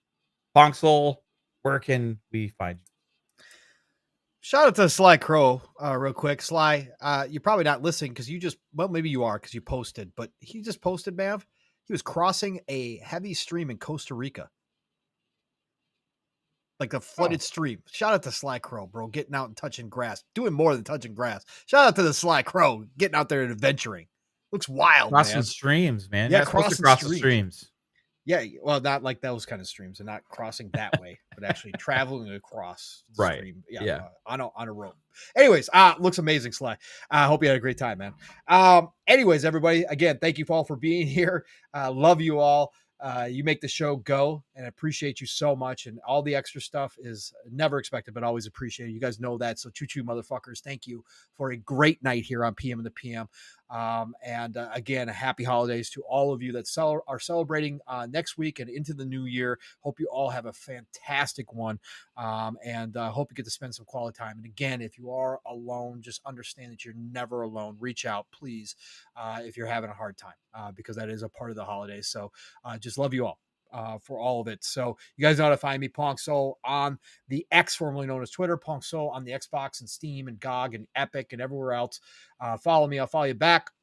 And of course, tomorrow I will definitely be trying to be here for Xbox Ultimate. I do have a company function, our yearly holiday party tomorrow, but I do believe I should still be able to make the show, no problem. But Xbox Ultimate tomorrow night, join me, the family, however many of us are going to be here, man, 10 p.m. Eastern or 9 p.m. Eastern, 8 o'clock Central Time, right here on the Fun Speculation Network, where we have lots of laughs, but we also have lots of good talk. That is Xbox Ultimate tomorrow night. And then, yes, we are having a living split screen. We had a last second cancellation last week. Sorry about it. Again, real life happens. Steel's had a lot going on. So again, but we should be having one this Saturday for sure. Split screen. We're going to be back living split screen Saturday mornings, 10 a.m. Eastern, 9 o'clock Central Time. Myself, my brother from another Steel, Rain. We got a lot to get into. We are going to be talking about our game of the years as well this Saturday. Plus, you know how we do it. We're going to get the chat involved. We're going to have lots of conversations. 3+ hours. Buckle up Saturday morning. Living split screens, all one word, live, raw, and uncut, where we take you from your morning to your afternoon or your afternoon to your evening, depending on where you are in the world. And then otherwise, don't know about the Shop podcast yet. PTK Blam, again, real life is what it is. So we will keep your eyes and ears open for the Shop podcast, and we will let you know if that is going to happen. Where Fuzzy, PTK Blam, and myself get together with usually a guest or two on Saturday nights. Again, we'll let you know 10 p.m. Eastern, 9 o'clock Central Time if that happens.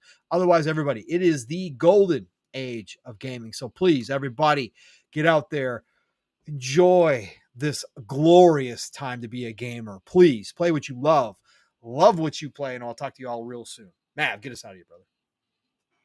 Peace out, everyone. Night.